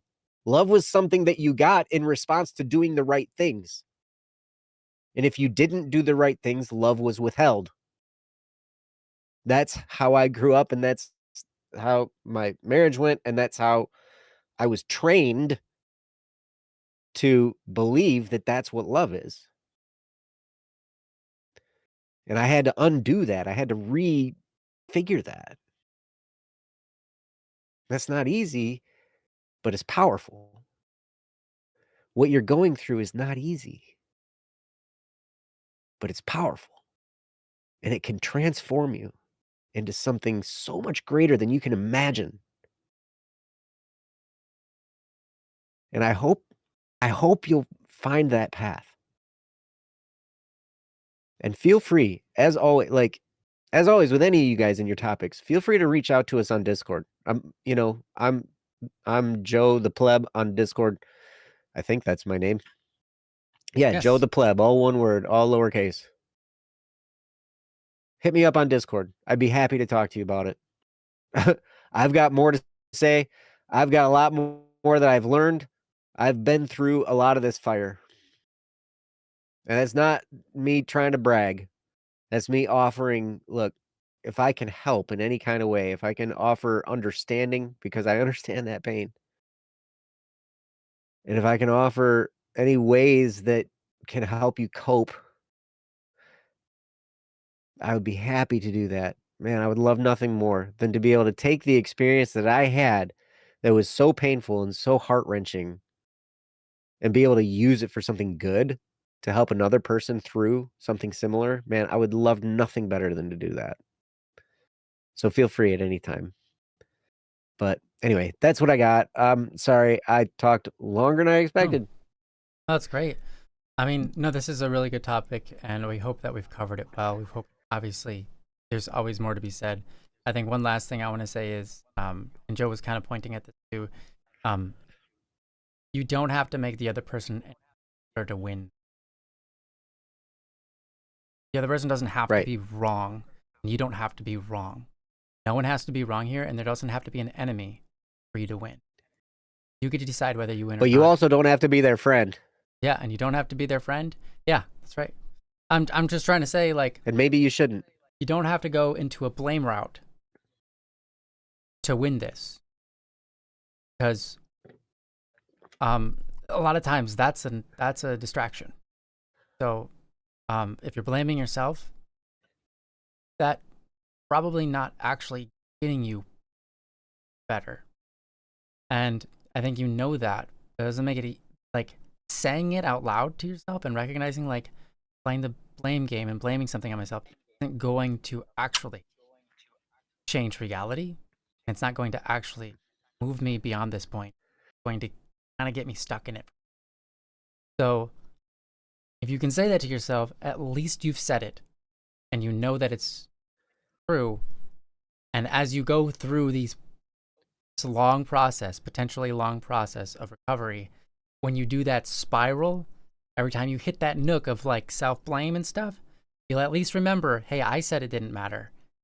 I don't need to blame it. I don't need to blame her. I don't need to blame. At least, hopefully, you'll jump over that. You won't jump over it every time. Every once in a while, you'll go in that cycle. You'll jump over that little, I don't know what you call those little things in racetrack. But anyways, you'll jump over it. Jump over the problem. You don't have to face it. And you'll go through your recovery faster. Because blaming generally doesn't makes them hold on. So that would be my last advice here.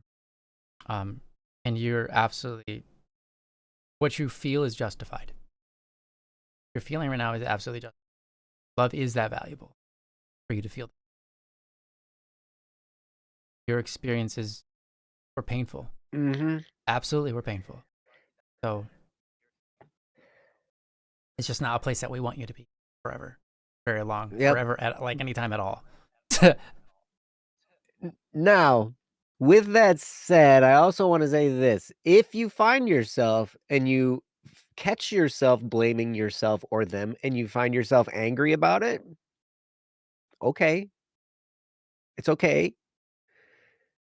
Don't belittle yourself. Don't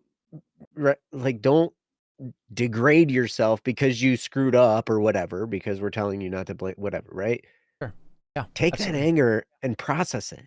Take that anger and do something physical. Go run, go walk, go punch a pillow, go do some push-ups, go do something physical.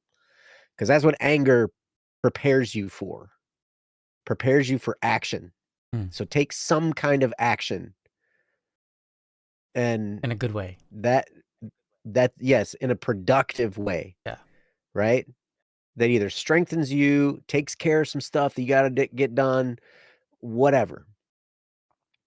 Use that anger well. Because anger is such a great, I love anger. It's like my favorite emotion. That's great. That's great. That's awesome. All right. Well, I mean, it's our end of our show. We're 20 minutes past, so we should probably close it down. But really, thank you for this topic. It was very kind of you to share this deep experience with us. And we genuinely hope that you move on, whether we've said something helpful or not, that you'll continue to process life will give, and the way you view life. Generally hope that you'll recover, regardless of whether we said anything useful or not, and we hope. So thank you very much, and thank you everybody else has been here with us for the lovely Don't Worry Wednesday, and thank you for your comments here as well, the helpful ones.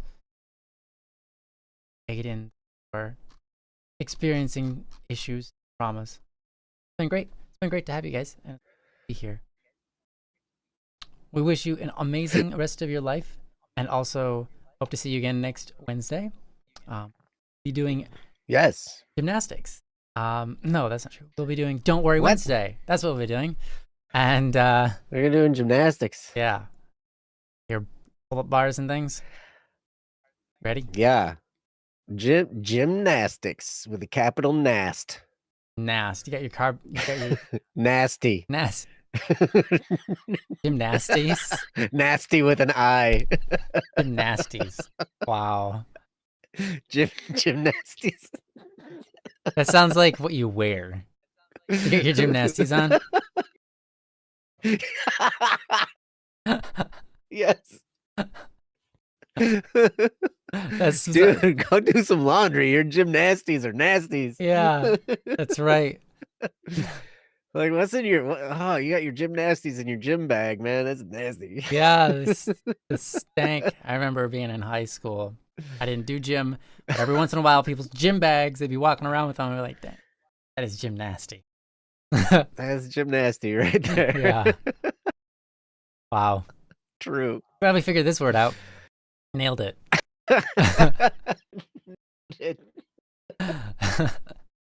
All right. Well, you guys have a awesome rest of your week. We'll see you next time.